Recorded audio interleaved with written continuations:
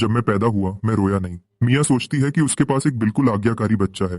हर दिन माँ के दूध और फॉर्मूला के बीच मुझे सबसे ज्यादा छत को घूरना पसंद है। पहले मिया सोचती है कि उसका बच्चा बस शर्मीला और चुपचाप है। उसे नहीं पता कि मैं क्यों खो जाता हूँ, क्योंकि मेरे दिमाग में एक सिस्टम इंटरफेस है जो मुझे हमेशा बदलने के लिए कहता रहता है। एक बॉटल दूध पीने के बाद इंटरफेस दिखाता है कि मेरी एनर्जी बार पूरी भरी है, लेकिन फिर एक नया अलर्ट इंटरफेस पे चमकता है और मेरा ध्यान खींचता है। पहला एवोल्यूशन खुल गया है, कृपया एक एवोल्यूशन का रास्ता चुनें। 3 ऑप्शंस दिखते हैं, सब ठीक लगते हैं और मैं सोचने लगता हूँ। ऑप्शन 1, तेजी से बढ़ना। ये बढ़ने की रफ्तार को 10% बढ़ाता है, लेकिन ये मुझे ज्यादा पसंद नहीं आता। ऑप्शन 2 और 3 दोनों बेसिक ताकत बढ़ाते हैं और तुरंत फैसला करना मुश्किल है। कौन सा मेरे लिए बेहतर है? सिर्फ उनके नाम से ही पता चलता है कि वे 2 अलग रास्तों पर ले जाते हैं।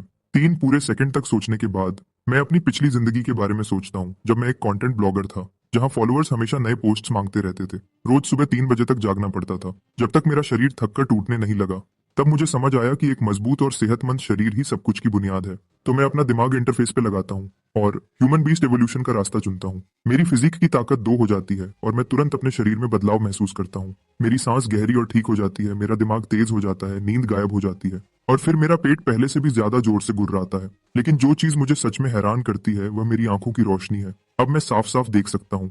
कमरे के उस पार एलसीडी स्क्रीन पर चल रही न्यूज। मैं आंखें फाड़कर स्क्रीन को घूरता हूँ और बिना सोचे अपनी छोटी मुट्ठी अपने मुंह में डाल लेता हूँ। मैं खुशी खुशी चबाता रहता हूँ, लेकिन जैसे ही मैं पूरा खो जाता हूँ, स्क्रीन अंधेरी हो जाती है। मिया ने उसे बंद कर दिया है। वह मेरी गीली उंगलियां भी मेरे मुंह से निकाल देती है। वह हैरान है, 1 हफ्ते का बच्चा सच में टीवी कैसे देख सकता है। वह मुझे ध्यान से देखती है और देखती है कि मेरी आंखें अजीब तरह से चमकदार और चौकन्नी है। वह मुझे उठाती है और स्क्रीन से दूर ले जाती है। जाते हुए कहती है, बच्चों के लिए टीवी नहीं, इससे तुम्हारी आंखों को नुकसान होगा। अंदर से मैं चिल्ला रहा हूँ, मुझे देखना है, मेरी आंखें बिल्कुल ठीक हैं। मिया सोचती है कि मना करने पर मैं रोने लगूंगा, लेकिन मैं सिर्फ मुंह बनाता हूँ। खरुश होकर वह झुककर मेरे गाल पर एक बड़ा किस करती है। मैं अपना चेहरा घुमा लेता हूँ, कुछ बोल नहीं पाता। 17 साल के दिमागी उम्र के साथ मैं इस तरह के प्यार से ज्यादा आरामदायक नहीं हूँ, लेकिन मिया मेरे मुंह घुमाने को हौसला समझती है और भी एक्साइटेड हो जाती है। क्या मेरा बच्चा चाहता है कि मम्मी दूसरे गाल पर भी किस करे? और वह एक और किस करने लगती है। तभी मुझे बहुत तेज भूख लगती है। मैं अपना मुंह खोलता हूँ और 2 बार रोने की आवाज निकालता हूँ, फिर चुप हो जाता हूँ और सब्र से इंतजार करता हूँ जब मिया फॉर्मूला बनाती है। पिछले कुछ दिनों से मैंने और मिया ने अपना एक अलग सिस्टम बना लिया है। बिना आंसू के रोना मतलब मैं भूखा हूँ। अगर मुझे डायपर बदलना हो तो मैं रोते हुए अपना डायपर खींचता हूँ। एक बच्चा जो अपनी जरूरतें इतनी साफ साफ बता सके, सबको बहुत सारी उलझन से बचाता है और माँ के लिए जिंदगी बहुत आसान बना देता है। मिया फॉर्मूला हिलाती है और चैन की सांस लेती है। काश कोको को पालना भी इतना आसान होता।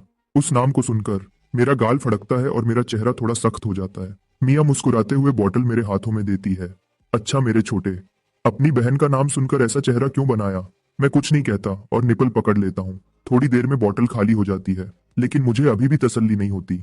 मैं अपने मुंह पर थपकी मारता हूँ और एक और बार रोता हूँ। सिर्फ एक बार में दूसरी बॉटल खत्म करने के बाद मैं दूध वाली डकार लेता हूँ, क्योंकि मेरी भूख बढ़ती जा रही है। एनर्जी बार हर दिन 2% बढ़ती है। इस रफ्तार से मैं 1 महीने के अंदर अपना दूसरा एवोल्यूशन कर लूंगा। तभी 7 या 8 साल की एक लड़की उछलती हुई दरवाजे से अंदर आती है। उसकी स्कूल यूनिफॉर्म की स्कर्ट पूरी सिकुड़ी हुई है। उसकी सफेद घुटने तक की सॉक्स मिट्टी से भरी हैं और उसने छोटे लाल चमड़े के जूते पहने हैं, जो हर कदम पर फर्श पर जोर से आवाज करते हैं। मिया उसे एक नजर देखती है और घूरती है। इस बार किस क्लासमेट से लड़ी तुम? लड़की गर्व से अपनी ठोड़ी ऊपर करती है। मैं सुधर रही हूँ, आज मैंने 2 से लड़ाई की। मिया किचन में वापस काम करने लगती है। पूरे समय अपनी बेटी को डांटती रहती है। कोको गुस्से से मुंह बनाती है लेकिन कुछ नहीं कहती।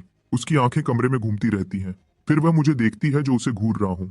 मैं मुस्कुरा रहा हूँ, लेकिन यह ऐसी मुस्कान है जिसमें थोड़ा मजाक है। एक छोटी हंसी हंसती है, अपने छोटे दांत दिखाती है, फिर मेरी तरफ मुट्ठी हिलाती है, साफ चेतावनी के पीछे हट जाओ। तभी मार्कस अंदर आता है। वह मुझे उठाने के लिए बढ़ता है, लेकिन मिया उस पर सिगरेट की बू से नाक सिकोड़ती है।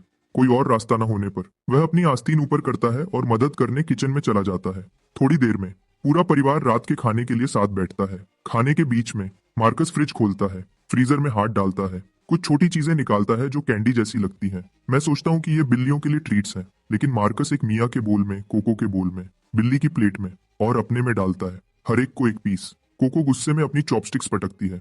मैं ये नहीं खाऊंगी, इसका स्वाद बहुत खराब है। तुम्हें यह हफ्ते में 1 बार मिलता है और तुम शिकायत कर रही हो? क्या तुम्हें लगता है कि तुम इसके बिना वह लड़ाइयां जीत सकती हो? कोको एक पल के लिए रुक जाती है, मार्कस की बात सुनती है। वह अपनी नाक सिकोड़ती है, उलझी हुई। वह अपनी आंखें बंद करती है और उसे जबरदस्ती खा लेती है। मैं जानने के लिए बेचैन हूँ कि वह कैंडी जैसी चीज असल में क्या है। बाद में जब मैं मार्कस और मिया को बात करते सुनता हूँ, तब मुझे पता चलता है कि इसे क्रिस्टल बी जेली कहते हैं। वह ऐसे शब्द बोलते हैं जो मुझे अभी पूरी तरह समझ नहीं आते, और मैं अपने चेहरे पर हैरानी छुपाने के लिए अपनी बोतल ऊपर उठाता हूँ। ये दुनिया, लगता है जितना मैंने सोचा था उससे कहीं ज्यादा राज छुपा रखी है। एक महीना गुजर जाता है। मैंने देखा कि एनर्जी बार पूरी भर गई है और मेरा दूसरा एवोल्यूशन शुरू हो गया है।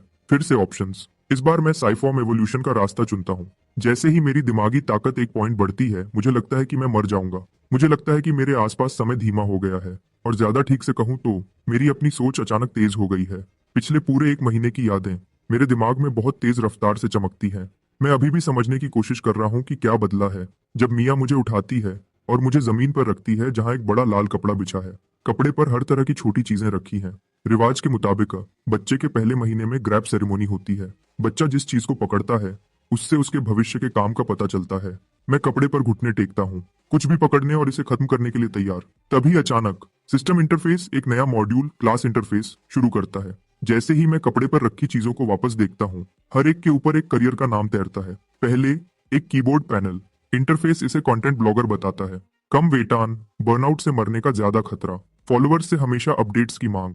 मैंने कीबोर्ड को दूर धकेल दिया और बाकी कपड़े को देखता हूँ। ऑप्शंस हर जगह हैं, कुछ बहुत खतरनाक हैं। मैं एक छोर से दूसरे तक रेंगता हूँ ढूंढते हुए, जब तक मेरी आंखें तीन चीजों पर नहीं रुकती।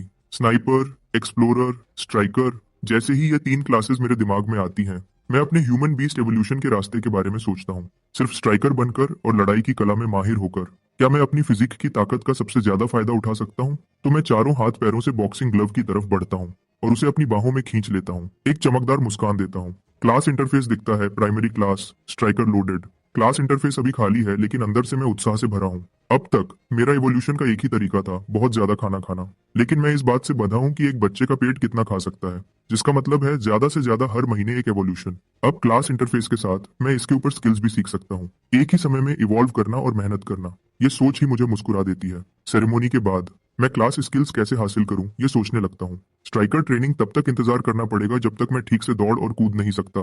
क्लास इंटरफेस में जो बर्स्ट और एजिलिटी कोएफिशिएंट्स दिए हैं, वह शायद तभी काम करेंगे जब एक मजबूत फिजिक की बुनियाद हो। उन्हें काम करने के लिए वह बुनियाद चाहिए। वैसे भी अभी सबसे पहली चीज मेरी फिजिक को बढ़ाना है, तो अगले एक महीने के लिए मैं पूरी तरह दूध पीने में लग जाता हूँ। हर दिन या तो माँ का दूध या बॉटल के बाद बॉटल फॉर्मूला।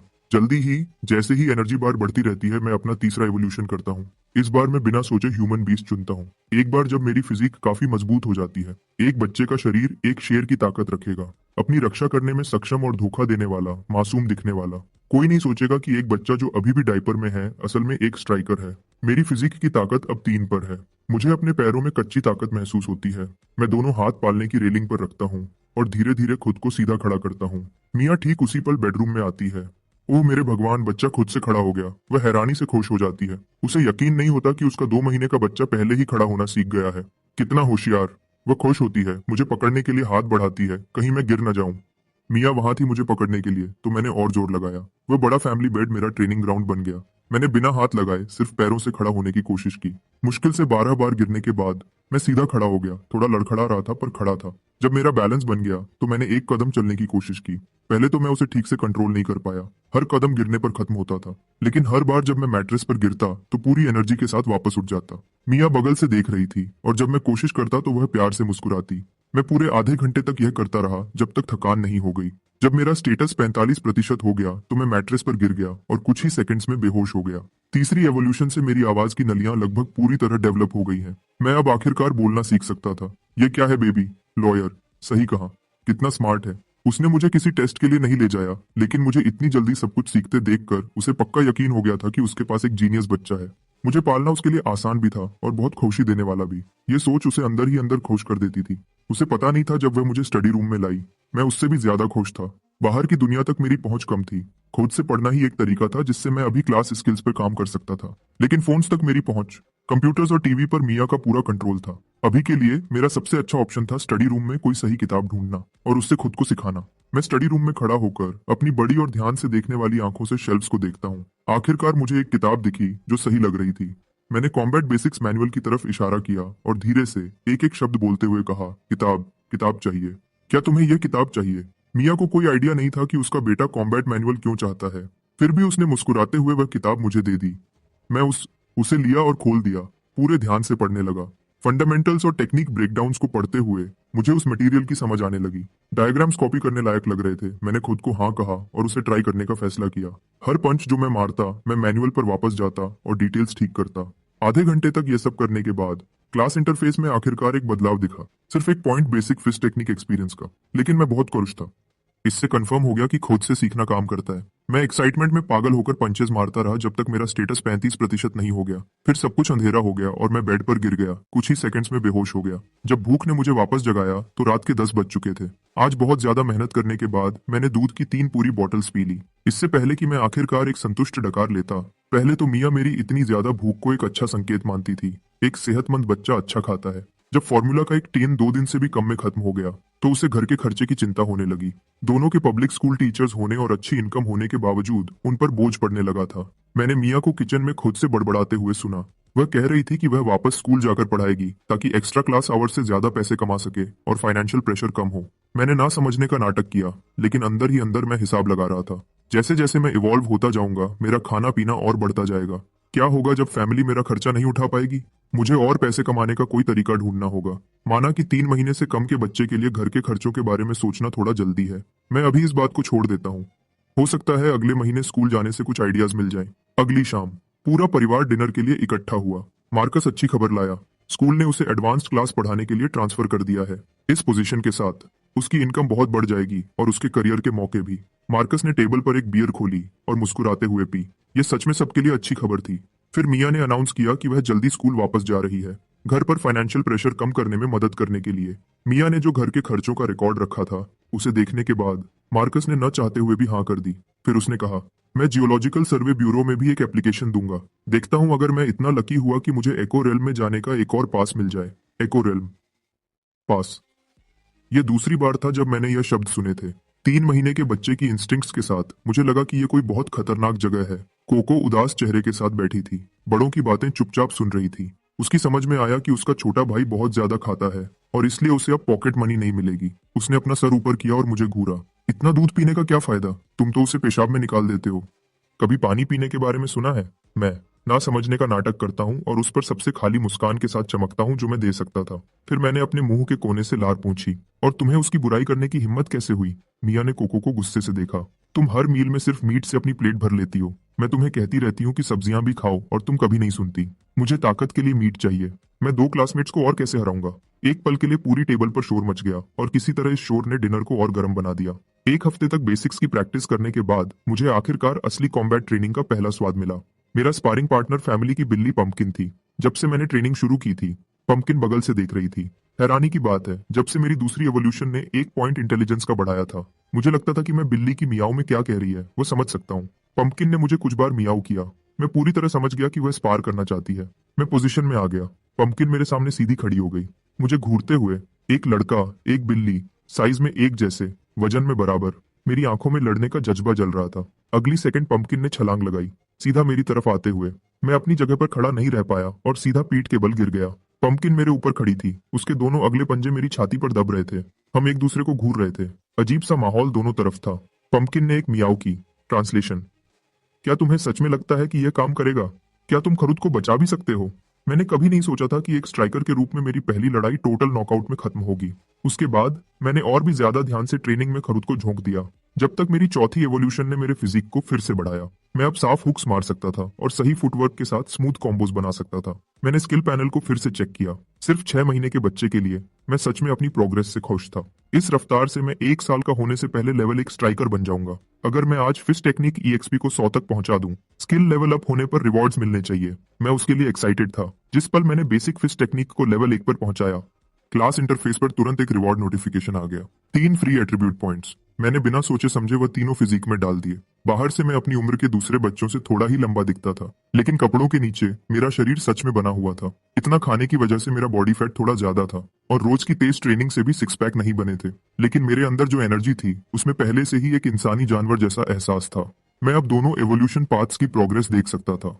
11.05 के फिजिक स्टैट के साथ मुझे लगा कि 30% तक पहुंचने से juvenile human beast stage unlock हो जाएगा। आज की एक्स्ट्रा ट्रेनिंग खत्म करने के बाद मैं चुपचाप स्टडी रूम के दरवाजे पर गया और मिया को ऑनलाइन क्लास पढ़ाते हुए सुना। वायदी वह एक क्लासिकल टेक्स्ट पढ़ा रही थी जिसका नाम पीच ब्लॉसम स्प्रिंग था। उसने टेक्स्ट को पढ़ना खत्म कर दिया था और अब उसके पीछे की कहानी बता रही थी। बसंत की हवा आड़ू के बगीचे से गुजर रही है, सब कुछ शांति में है। पीच ब्लॉसम स्प्रिंग पुराने जमाने में वॉइड में जाने के कुछ गिने चुने रास्तों में से एक था। उसकी असली जगह धरती पर नहीं है, वो कहीं बहुत दूर है जहां हम सोच भी नहीं सकते। वह आड़ू के बगीचे से एक अलग दुनिया के पुल के जरिए जुड़ा हुआ था। पुराने लोग वापस क्यों नहीं आ पाते थे? क्योंकि उन्होंने अभी तक उस अलग दुनिया के पुल को कंट्रोल करना नहीं सीखा था। आज नेशनल वॉइड एंट्रेंस नंबर 3 के जरिए कोई भी आसानी से पीच ब्लॉसम स्प्रिंग जा सकता है। मैं दरवाजे के पास खड़ा होकर चुपचाप सुनता हूँ तो यह है वॉइड। लेकिन एको रेल्म असल में क्या है? डिनर के बाद मार्कस ने मुझे और साफ जवाब दिया। वॉइड एक ऐसी जगह है जहाँ वक्त और जगह सब कुछ गड़बड़ है। एक कदम आगे बढ़ने से तुम पूरी तरह किसी और दुनिया में पहुंच सकते हो। सिर्फ कुछ सेकंड्स के लिए खड़े रहो और बाहर 100 साल गुजर चुके होंगे। एको रेल्म वॉइड के अंदर एक खास चीज है। ये वक्त और जगह के एक खास हिस्से की कॉपी है। मानो तुमने घर पर एक दिन बिताया तो वॉइड उस दिन को कई बार कॉपी कर देता है। कॉपी सिर्फ एक कॉपी है, लेकिन उसमें सब कुछ असली है। बाहर के लोग एको रेल्म्स में रास्तों से घुसते हैं ताकि रिसोर्सेज जमा कर सकें। सीधे शब्दों में यह एक गेम में डंजन चलाने जैसा है। मार्कस ने बात खत्म की और देखा कि मैं अभी भी सोच रहा हूँ, क्या तुम्हें सच में यह सब समझ आया? मैंने गंभीरता से सर हिलाया, लेकिन अगले ही सेकंड मेरा चेहरा रुक गया। डैड, क्या होगा अगर हम ही कॉपी हैं? मार्कस सच में हैरान दिखा। उसके बेटे को न सिर्फ एक्सप्लेनेशन समझ आया, बल्कि वह खुद ही बातों को जोड़ रहा था। मार्कस हंसा और समझाया, कॉपी की हुई जिंदगियां जैसे ही अपने एको रेल्म से बाहर निकलती हैं, वह खत्म हो जाती हैं। हमारी दुनिया के लोग वॉइड में आजादी से घूम सकते हैं, तो हम कॉपीज नहीं हो सकते। थोड़ी देर बाद मार्कस ने देखा कि मैंने अपनी रोज की ट्रेनिंग शुरू कर दी है। उसने मुझे कुछ देर पहले भी देखा था, कॉम्बैट मैनुअल पढ़ते हुए। जैसे जैसे मैं पढ़ता, मूव्स कॉपी करता, हर टेक्निक पर खुद से काम करता। लेकिन आज जैसे ही वह जाने के लिए मुड़ा, जो कॉम्बिनेशन मैं कर रहा था, उसने मार्कस को वहीं रोक दिया। वह वापस मुड़ा और अपनी आंखें मुझ पर गाड़ दी। डैड, क्या हुआ? मैंने उसके चेहरे पर अजीब सा एक्सप्रेशन देखा और ट्रेनिंग रोककर पूछा। कुछ नहीं, मार्कस ने कहा। उसकी मुस्कान थोड़ी रूखी थी। तुम टेक्निक्स बहुत जल्दी सीख रहे हो। फिर उसने सर हिलाया जैसे कोई फैसला कर रहा हो। कल से जब तुम्हारी बहन स्कूल से वापस आएगी तो मैं तुम दोनों को साथ में ट्रेन करूंगा। मैं बहुत खुश था। आखिर मार्कस एक पीई टीचर था। कोको दूसरी तरफ उतनी एक्साइटेड नहीं दिखी। अगली शाम मार्कस ने कोको को फिटनेस रूटीन शुरू करवाया। फिर उसने अपना ध्यान मेरी कॉम्बैट टेक्निक को गाइड करने पर लगाया। यह देखकर कि मेरा फिस्ट वर्क पहले ही बेसिक्स से आगे निकल चुका है। उसने मुझे फंडामेंटल किक्स सिखाए। उसने हर मूव को स्टेप बाय स्टेप समझाया। मैं कॉपी करते हुए मूव बाय मूव उसके साथ चलता रहा। लगातार डिटेल्स को ठीक करता रहा। धीरे धीरे यह नेचुरल लगने लगा। फिर मेरे सामने एक नया इंटरफेस नोटिफिकेशन दिखा। मैं एक पल के लिए हैरान होकर पलक झपकाया। फिर एक पूरी एक्साइटमेंट की लहर मुझ पर छा गई। आखिरी इंटरफेस मॉड्यूल आखिरकार अनलॉक हो गया था। मैंने तुरंत मिरर मोड एक्टिवेट किया उसे टेस्ट करने के लिए। मेरी आंखों की पुतलियां सिकुड़ गईं और मेरी नजर एक पल में तेज हो गई। मेरी आंखें एक हाई डेफिनेशन कैमरा जैसी हो गईं। मार्कस जो भी मूव दिखाता है, मैं उसके हर डिटेल को ध्यान से देखता हूँ, कॉपी करता हूँ और ठीक करता हूँ। हर बार प्रैक्टिस करने से मेरी टेक्निक और साफ होती जाती है। मार्कस को लगने लगता है कि उसके बेटे में कुछ अलग है। कुछ देर पहले तक उसके बेटे को सुधार की जरूरत थी, इसलिए उसे करना पड़ा। छोटे मोटे बदलाव यहाँ वहां। अब अचानक हर एक मूव बिल्कुल सही है। अपने बहुत ही खास बेटे को देखते हुए मार्कस ने धीरे से एक लंबी सांस छोड़ी। जब उसने और मिया ने दूसरा बच्चा करने का सोचा था, उन्होंने बस एक शांत बच्चे की उम्मीद की थी। कोको जैसा बिल्कुल नहीं, लेकिन उसकी जगह उन्हें एक प्रतिभाशाली बच्चा मिला। 1 महीने में ही उसकी आंखों की रोशनी पूरी तरह से डेवलप हो गई थी। रेंगना, खड़ा होना, चलना, सब कुछ उसने खुद ही किया। 2 महीने में ही वह बोलने लगा था। 3 महीने तक वह दौड़ने, कूदने और खुद ही लड़ने की टेक्निक्स सीखने लगा था। मार्कस ने नेशनल प्रोडिजी डेवलपमेंट एक्ट के बारे में देखा और पेरेंट्स को मिलने वाला 10 मिलियन युआन का सपोर्ट ग्रांट ले लिया। उसका दिमाग चलने लगता है।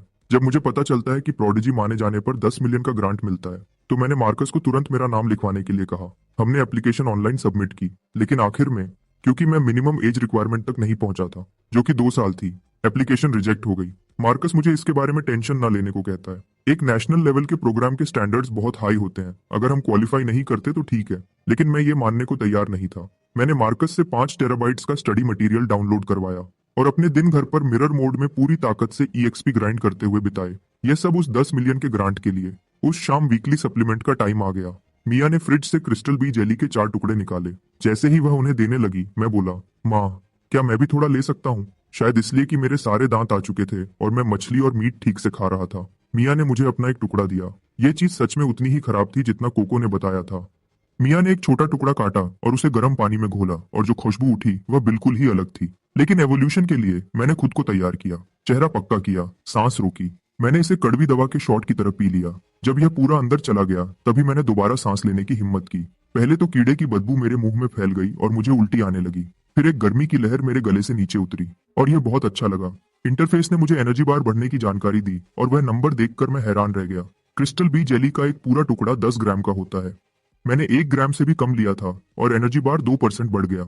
1 ग्राम पूरे एक दिन के फॉर्मूला के बराबर था। वॉइड से आया हुआ खाना सच में कुछ अलग ही है। अगले 2 हफ्तों तक मैंने पूरा ध्यान किक्स और फुटवर्क पर दिया। पूरे समय मिरर मोड चलता रहा। मेरी किक टेक्निक और फुटवर्क दोनों लेवल 1 तक बढ़ गए। इन दोनों लेवल अप से मुझे कुल 6 फ्री एट्रीब्यूट पॉइंट्स मिले। इस बार मैंने उन सबको फिजिक में नहीं डाला। टैलेंट इंटरफेस में मिरर मोड के नोट को देखते हुए उसमें लिखा था कि बेहतर मिररिंग रिजल्ट्स के लिए मेंटल पावर बढ़ानी होगी। तो मैंने इंटरफेस खोला और सारे 6 पॉइंट्स मेंटल में डाल दिए। एहसास तुरंत हुआ जैसे मेरे सर पर बर्फ का पानी डाल दिया हो, हड्डियों तक ठंडा। मेरी खोपड़ी सुन्न हो गई, मेरे माथे की नसें उभरने लगी।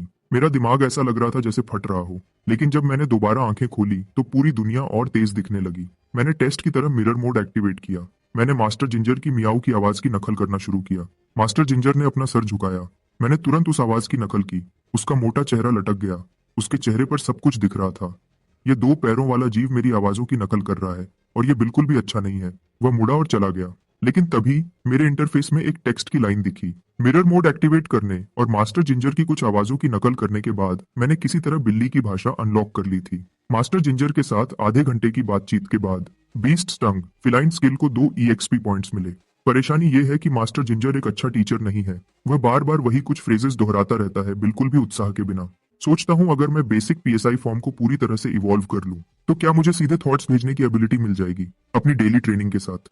अब मेरा एक नया शौक है बिल्लियों से बातें करना। समय तेजी से गुजरता है और गर्मियां आ रही हैं। स्प्रिंग फ्लू का प्रकोप कम हो गया है। हर जगह के पेरेंट्स ने चैन की सांस ली। जिन दिनों मिया की ऑनलाइन क्लासेस नहीं होती वह मुझे स्ट्रोलर में बैठाकर नेबरहुड में घुमाती है। उसकी उम्मीद है कि मैं अपनी उम्र के बच्चों के साथ थोड़ा सोशल टाइम बिताऊंगा। हर दिन घर पर बिल्लियों से बातें करने की बजाय वह अब चिंता करने लगी है। मैं स्ट्रोलर में बैठा हूँ और चुपचाप दूसरे बच्चों को उनके स्ट्रोलर्स में देखता हूँ। तभी एक छोटी लड़की अचानक रोने लगती है। एक लड़का भी उसके पीछे उतनी ही जोर से रोने लगता है। जो भी वजह हो, मुझे वह बहुत शोर शराबा करने वाले लगते हैं।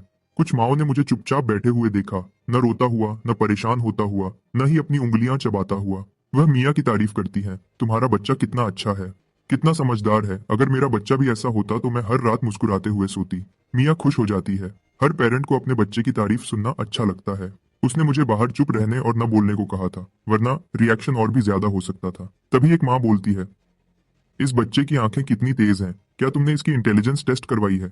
ये एक प्रोडिजी हो सकता है, तुम्हें पता है। बिल्कुल, मैंने पढ़ा है कि बहुत से प्रोडिजीज 1 या 2 साल की उम्र में ही निशानियां दिखाते हैं। यह सुनकर मिया घबराहट में उन्हें टाल देती है। वह अभी भी सोच रही थी कि क्या कहे जब एक माँ स्ट्रोलर के पास आती है। वह एक उंगली उठाती है और चमकती मुस्कान के साथ पूछती है, ये कितने हैं? सही जवाब दो और आंटी तुम्हें टॉफी देगी। सब मेरे जवाब का इंतजार करते हैं। आखिर एक बच्चे के लिए जो मुश्किल से 6 महीने का है, सवाल समझना और कुछ शब्द भी बोलना एक खास इंटेलिजेंस का सबूत होगा। मैंने क्यूरियस भीड़ को पूरी तरह से इग्नोर किया और अपना चेहरा एक आवारा बिल्ली की तरफ किया जो फूलों की क्यारी के पास बैठी थी। एक्साइटेड होकर मैंने उसे बुलाया। माएं हैरानी से घूरने लगी।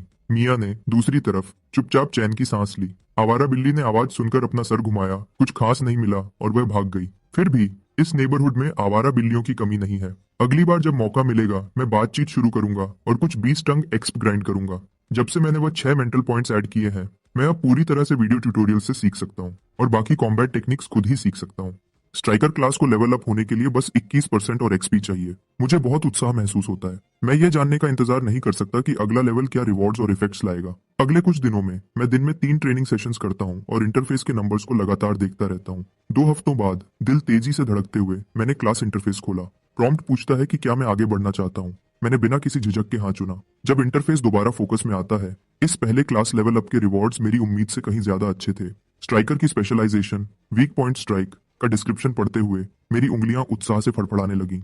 मुझे लगता है कि अब मैं पंपकिन के खिलाफ बराबर का मौका रखता हूँ। मैंने सारे 10 रिवॉर्ड एट्रीब्यूट पॉइंट्स एलोकेट किए। पहले तो मुझे अंदर से ताकत का एक धमाका महसूस हुआ। फिर मेरी बाहें साफ तौर पर मोटी हो गईं। जरा सा भी फ्लेक्स करने पर बाइसेप्स उभर आते थे। मेरा दिमाग साफ हो गया, सब कुछ तेज हो गया। महीनों की ट्रेनिंग और पढ़ाई एकदम सही तरतीब से मेरे दिमाग में घूम गई। इतनी अच्छी हालत में मुझे पंपकिन को ढूंढना होगा और हिसाब बराबर करना होगा। लेकिन पंपकिन बस जम्हाई लेता है। उसका अंदाज ज्यादा स्वागत करने वाला नहीं था। मैं वहां खड़ा रहा और एक अजीब सी मुस्कान दी। पंपकिन, चलो लड़ते हैं। पंपकिन थोड़ा हिलता है। उसके मुंह का कोना ऐसे मुड़ता है जैसे वह ठंडी मुस्कान दे रहा हो। मुझे एक बुरा एहसास होता है। क्या यह बिल्ली उठने की वजह से गुस्से में है? अगले ही पल पंपकिन एक आवाज निकालता है और तेजी से गायब हो जाता है। वह सीधा मेरे पैरों की तरफ आता है। पंपकिन को साफ लगता है कि यह लड़ाई भी पिछली बार की तरह जल्दी खत्म हो जाएगी, लेकिन मैं अब वह कुछ महीने पहले वाला बेचारा बच्चा नहीं हूँ। जब वह टकराता है मैं उसके साथ घूम जाता हूँ, साफ और कंट्रोल में। टक्कर को संभालता हूँ, ठीक से खड़ा होता हूँ और हमारे बीच की दूरी बढ़ा देता हूँ। पंपकिन पलक झपकता है, उसकी सुनहरी आंखें हैरानी से भर जाती हैं। मैं अपने पैरों को सही स्टांस में रखता हूँ, मुट्ठियां उठाकर चेहरे को बचाता हूँ। मैंने किकबॉक्सिंग के लिए स्टांस लिया। चलो चलते रहो। पंपकिन दोबारा तेजी से गायब होता है। हमला दोबारा आता है। इस बार मियाओ बराज पूरी स्पीड से, पंजे अंदर किए हुए, अपने नरम पंजों को मुट्ठियों की तरह इस्तेमाल करते हुए वह लगातार हमला करता है। मैं उससे सीधे नहीं टकराता, इसकी बजाय मैं अपने फुटवर्क पर काम करता हूँ। चक्कर लगाता हूँ और मौके का इंतजार करता हूँ। पंपकिन की स्पीड बहुत ज्यादा है, ऊपर से वह पूरा कंट्रोल में लगता है। जैसे ही वह हवा में उछलता है, लड़ाई को एक ही फैसले वाले झपट्टे से खत्म करने के लिए मैं वीक पॉइंट स्ट्राइक एक्टिवेट करता हूँ और एक हाई किक मारता हूँ। वह सीधा पंपकिन के पेट पर लगता है। मेरा पैर लगने ही वाला होता है जब पंपकिन हवा में घूमता है और अपनी दिशा बदल देता है। बगल वाले सोफा पर गिरता है। वह अपना सर हिलाता है, सुनहरी आंखें हैरानी से बड़ी हो जाती हैं। इस दो पैरों वाले जीव ने उसे सच में पीछे धकेल दिया। मैं उसके बगल में सोफा पर गिरता हूँ, जोर जोर से सांस लेते हुए। लड़ाई सिर्फ कुछ ही मिनट चली, लेकिन पूरी लड़ाई में जो फोकस मैंने बनाए रखा था उसने मुझे पूरी तरह से थका दिया था। इंटरफेस पर एक्सपी गेन। वह लड़ाई एक पूरे घंटे की इंटेंस ट्रेनिंग के बराबर थी। मैंने पंपकिन की तरफ उम्मीद भरी नजरों से देखा। तो क्या हम यह कभी दोबारा कर सकते हैं? जैसे मेरे पोटेंशियल को पहचानते हुए पंपकिन का अंदाज काफी नरम हो गया। वह धीरे से मियाऊ करता है जवाब में। मैं पंपकिन के पास दौड़ता हूँ और शुक्रिया अदा करने के लिए इज्जत से हाथ जोड़कर झुकता हूँ। समय तेजी से उड़ता है। जब तक मैं 9 महीने का होता हूँ मेरी हाइट 87 सेंटीमीटर हो जाती है, जो एक एवरेज 2 साल के बच्चे जितनी है। फिजिकल कैपेबिलिटी के मामले में मैं टीनेज बेंचमार्क को बहुत पहले ही पार कर चुका था। इस दुनिया में पेरेंट्स बच्चों के डेवलपमेंट पर बहुत ज्यादा ध्यान देते हैं और क्रिस्टल बी जेली मिलने की वजह से बहुत से बच्चे बहुत तेजी से डेवलप होते हैं। 1 साल का बच्चा जो चलता है और खुद खाना खाता है, यहाँ कुछ भी अनयूजुअल नहीं है। एक दिन मैं स्पार्कलिंग वाटर का एक कैन कोको के पास ले जाता हूँ। वह मुझे आते हुए देखती है और तुरंत अपनी आंखें छोटी कर लेती है। क्या चाहिए तुम्हें? ये तुम्हारे लिए है। मैं कैन आगे बढ़ाता हूँ। क्या तुम मेरी स्पारिंग पार्टनर बनोगी? कोको मुझे घूरती है। उसे यकीन था कि उसने गलत सुना है। हाँ, छोटा वाला तेजी से बढ़ रहा है, लेकिन वह 122 सीएम लंबी है, उससे पूरा 1 सर ऊंची। उससे लड़ने को कहना, यह तो सीधे सीधे मार खाने को कहना है। लेकिन उन मासूम आंखों को देखकर उसके अंदर कुछ हलचल होती है और उसकी मुट्ठियां खुजलाने लगती हैं। 1 मिनट की बातचीत के बाद हम दोनों ने बेडरूम का दरवाजा बंद कर दिया। कोको बुरी मुस्कान के साथ अपनी उंगलियां चटकाती है। हमने डिसाइड किया था, अगर मैंने तुम्हें चोट पहुंचाई तो रोना नहीं और माँ को बिल्कुल नहीं बताना। समझ गया। मैं एक शब्द भी नहीं कहूंगा।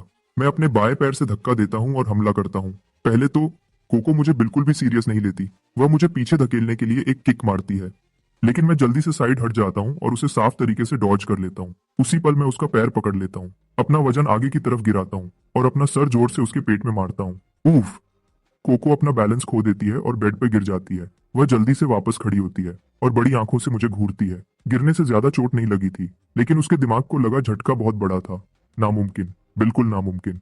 ये बच्चा अभी पूरा 1 साल का भी नहीं हुआ है ना? वह सोचने लगती है कि कोई सही वजह ढूंढे। उसे जल्दी ही समझ आता है। माँ उसे सिर्फ हॉस्पिटल से घर लाई थी।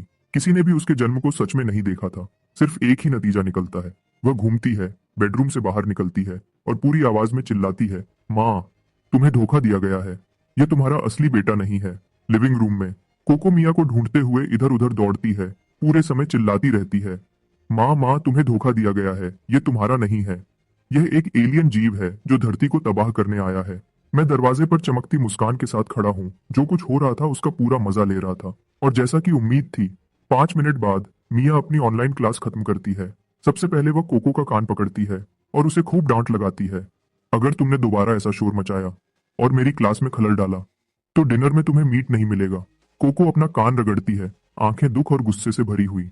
माँ भी फिल्मों के उन साइड कैरेक्टर्स जैसी बन जाएगी जो हीरो पर कभी यकीन नहीं करते और आखिर में एलियन क्रीचर उन्हें खा जाता है। जब मिया को समझ आता है कि असल में क्या हुआ था, वह मार्कस को उसके वापस आते ही बताती है और इस तरह कोको और मेरी दूसरी राउंड की लड़ाई होती है। इस बार कोको अपनी पूरी ताकत से मुझ पर हमला करती है। उस एलियन क्रीचर को बेनकाब करने के लिए जो उसके सामने खड़ा था। मैं शांत रहता हूँ, हर मूव को पढ़ता हूँ और साफ तरीके से जवाब देता हूँ। उसकी टेक्निक में कमियां ढूंढता हूँ। इस तरह की हाई इंटेंसिटी स्पारिंग से एक्सपी बहुत तेजी से बढ़ता है और 5 टेराबाइट्स का स्टडी मटेरियल अब्सॉर्ब करने के बाद मैं अब खुद को संभाल सकता हूँ, एक अनुभवी स्ट्राइकर की तरह। बचना, रोकना, जवाब देना, यहाँ तक कि ओपोनेंट का रिदम तोड़ना, ये सब अब मेरी आदत बन चुका है। कोको दूसरी तरफ कुछ सालों से कॉम्बैट में ट्रेनिंग ले रही थी। लेकिन उसकी गहराई से पढ़ाई न करने की इच्छा ने उसकी टेक्निक को कच्चा छोड़ दिया था। जैसे ही मैंने उसे एक किक में ज्यादा आगे बढ़ते और खुद को खुला छोड़ते देखा, मैं नीचे से तेजी से अंदर घुसता हूँ और एक साफ लेग स्वीप टेक डाउन करता हूँ। उसके पीछे वीक पॉइंट स्ट्राइक बोनस के साथ कारपेट भी उसे नहीं बचा पाता। कोको दर्द से कराहते हुए जमीन पर गिर जाती है। वह वहां हांफते हुए लेटी रहती है, छत को खाली नजरों से घूरती है। यह खत्म हो गया, वह सांस लेती है। एलियन क्रीचर धरती पर कब्जा करने वाला है। मेरी सुधार की स्पीड मार्कस की उम्मीदों से एक बार फिर आगे निकल जाती है। लगता है मैं प्रोडिजी सिलेक्शन प्रोग्राम के लिए क्वालिफाई करने के बहुत करीब हूँ। मार्कस सेलिब्रेट करने के लिए 2 एक्स्ट्रा डिशेस बनाता है, हम दोनों को अच्छा बूस्ट देने की उम्मीद में। अगले 2 महीने की गर्मियों की छुट्टियों के लिए गोल्ड मेडल स्पारिंग पार्टनर कोको ऑफिशियली ड्यूटी पर आ जाती है। उसका एक ही मकसद है, मुझे हराना और मेरा असली एलियन रूप सबके सामने लाना। मैं उसके हर चैलेंज का स्वागत करता हूँ, क्योंकि मिरर मोड में लड़ने से एक्सपी इतनी तेजी से बढ़ता है कि कोई और चीज उसकी बराबरी नहीं कर सकती। समय निकलता जाता है, अक्टूबर आता है और उसके साथ मेरे दोबारा जन्म के बाद मेरा पहला बर्थडे। मार्कस और मिया टेबल पर ताली बजाते हैं और हैप्पी बर्थडे गाते हैं। मिया कोको का कान थोड़ा सा खींचती है और वह भी आधे दिल से गुनगुनाती हुई शामिल हो जाती है। मैं अपनी कुर्सी पर अपनी बोतल पकड़े बैठा हूँ, उसे ऐसे उठाता हूँ जैसे टोस्ट कर रहा हूँ और एक ही बार में पी जाता हूँ। मैं अपनी आंखें बंद करता हूँ, एक विश मांगता हूँ और एक ही सांस में सारी मोमबत्तियां बुझा देता हूँ। गिफ्ट्स के लिए कोको अपनी पॉकेट मनी से एलियन 5 मूवी की आर्ट बुक खरीदती है और उसे मेरी तरफ सरका देती है। वह एलियन बेस की तरफ इशारा करती है और आमतौर पर पूछती है, घर पर वह मांस खाने वाले फूल खिल रहे हैं, क्या तुम वापस जाकर देखोगे नहीं? फिर मार्कस की बारी आती है। वह मुझे एक छोटी नीली बोतल देता है। ये कमर्शियल्स में दिखने वाले कैल्शियम सप्लीमेंट ड्रिंक्स जैसा लगता है, लेकिन जब मैं लेबल देखता हूँ उस पर लिखा था ग्रेड एक एसेंस टॉनिक। मार्कस मुस्कुराता है, इसे सीधा पियो, ये क्रिस्टल बी जेली से बेहतर अब्जॉर्ब होता है। मैं सबको शुक्रिया कहता हूँ और टॉनिक को एक ही बार में पी जाता हूँ।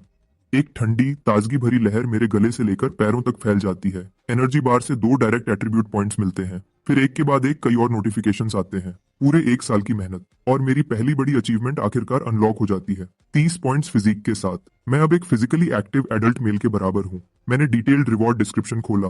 मेरी सभी करंट टैलेंट स्किल स्पेशलाइजेशंस में बीस्ट फॉर्म सबसे ज्यादा कॉम्बैट पावर बूस्ट देता है। फिर मैंने passive talent reward predator check किया। ये एक नॉन कॉम्बैट टैलेंट है, लेवल अप नहीं हो सकता लेकिन इन्फिनिटली स्टैक होता है। आगे से हर दिन की ट्रेनिंग प्रेडेटर टैलेंट के साथ मिलकर थकान और फिजिकल डैमेज से तेजी से ठीक होने का मतलब है।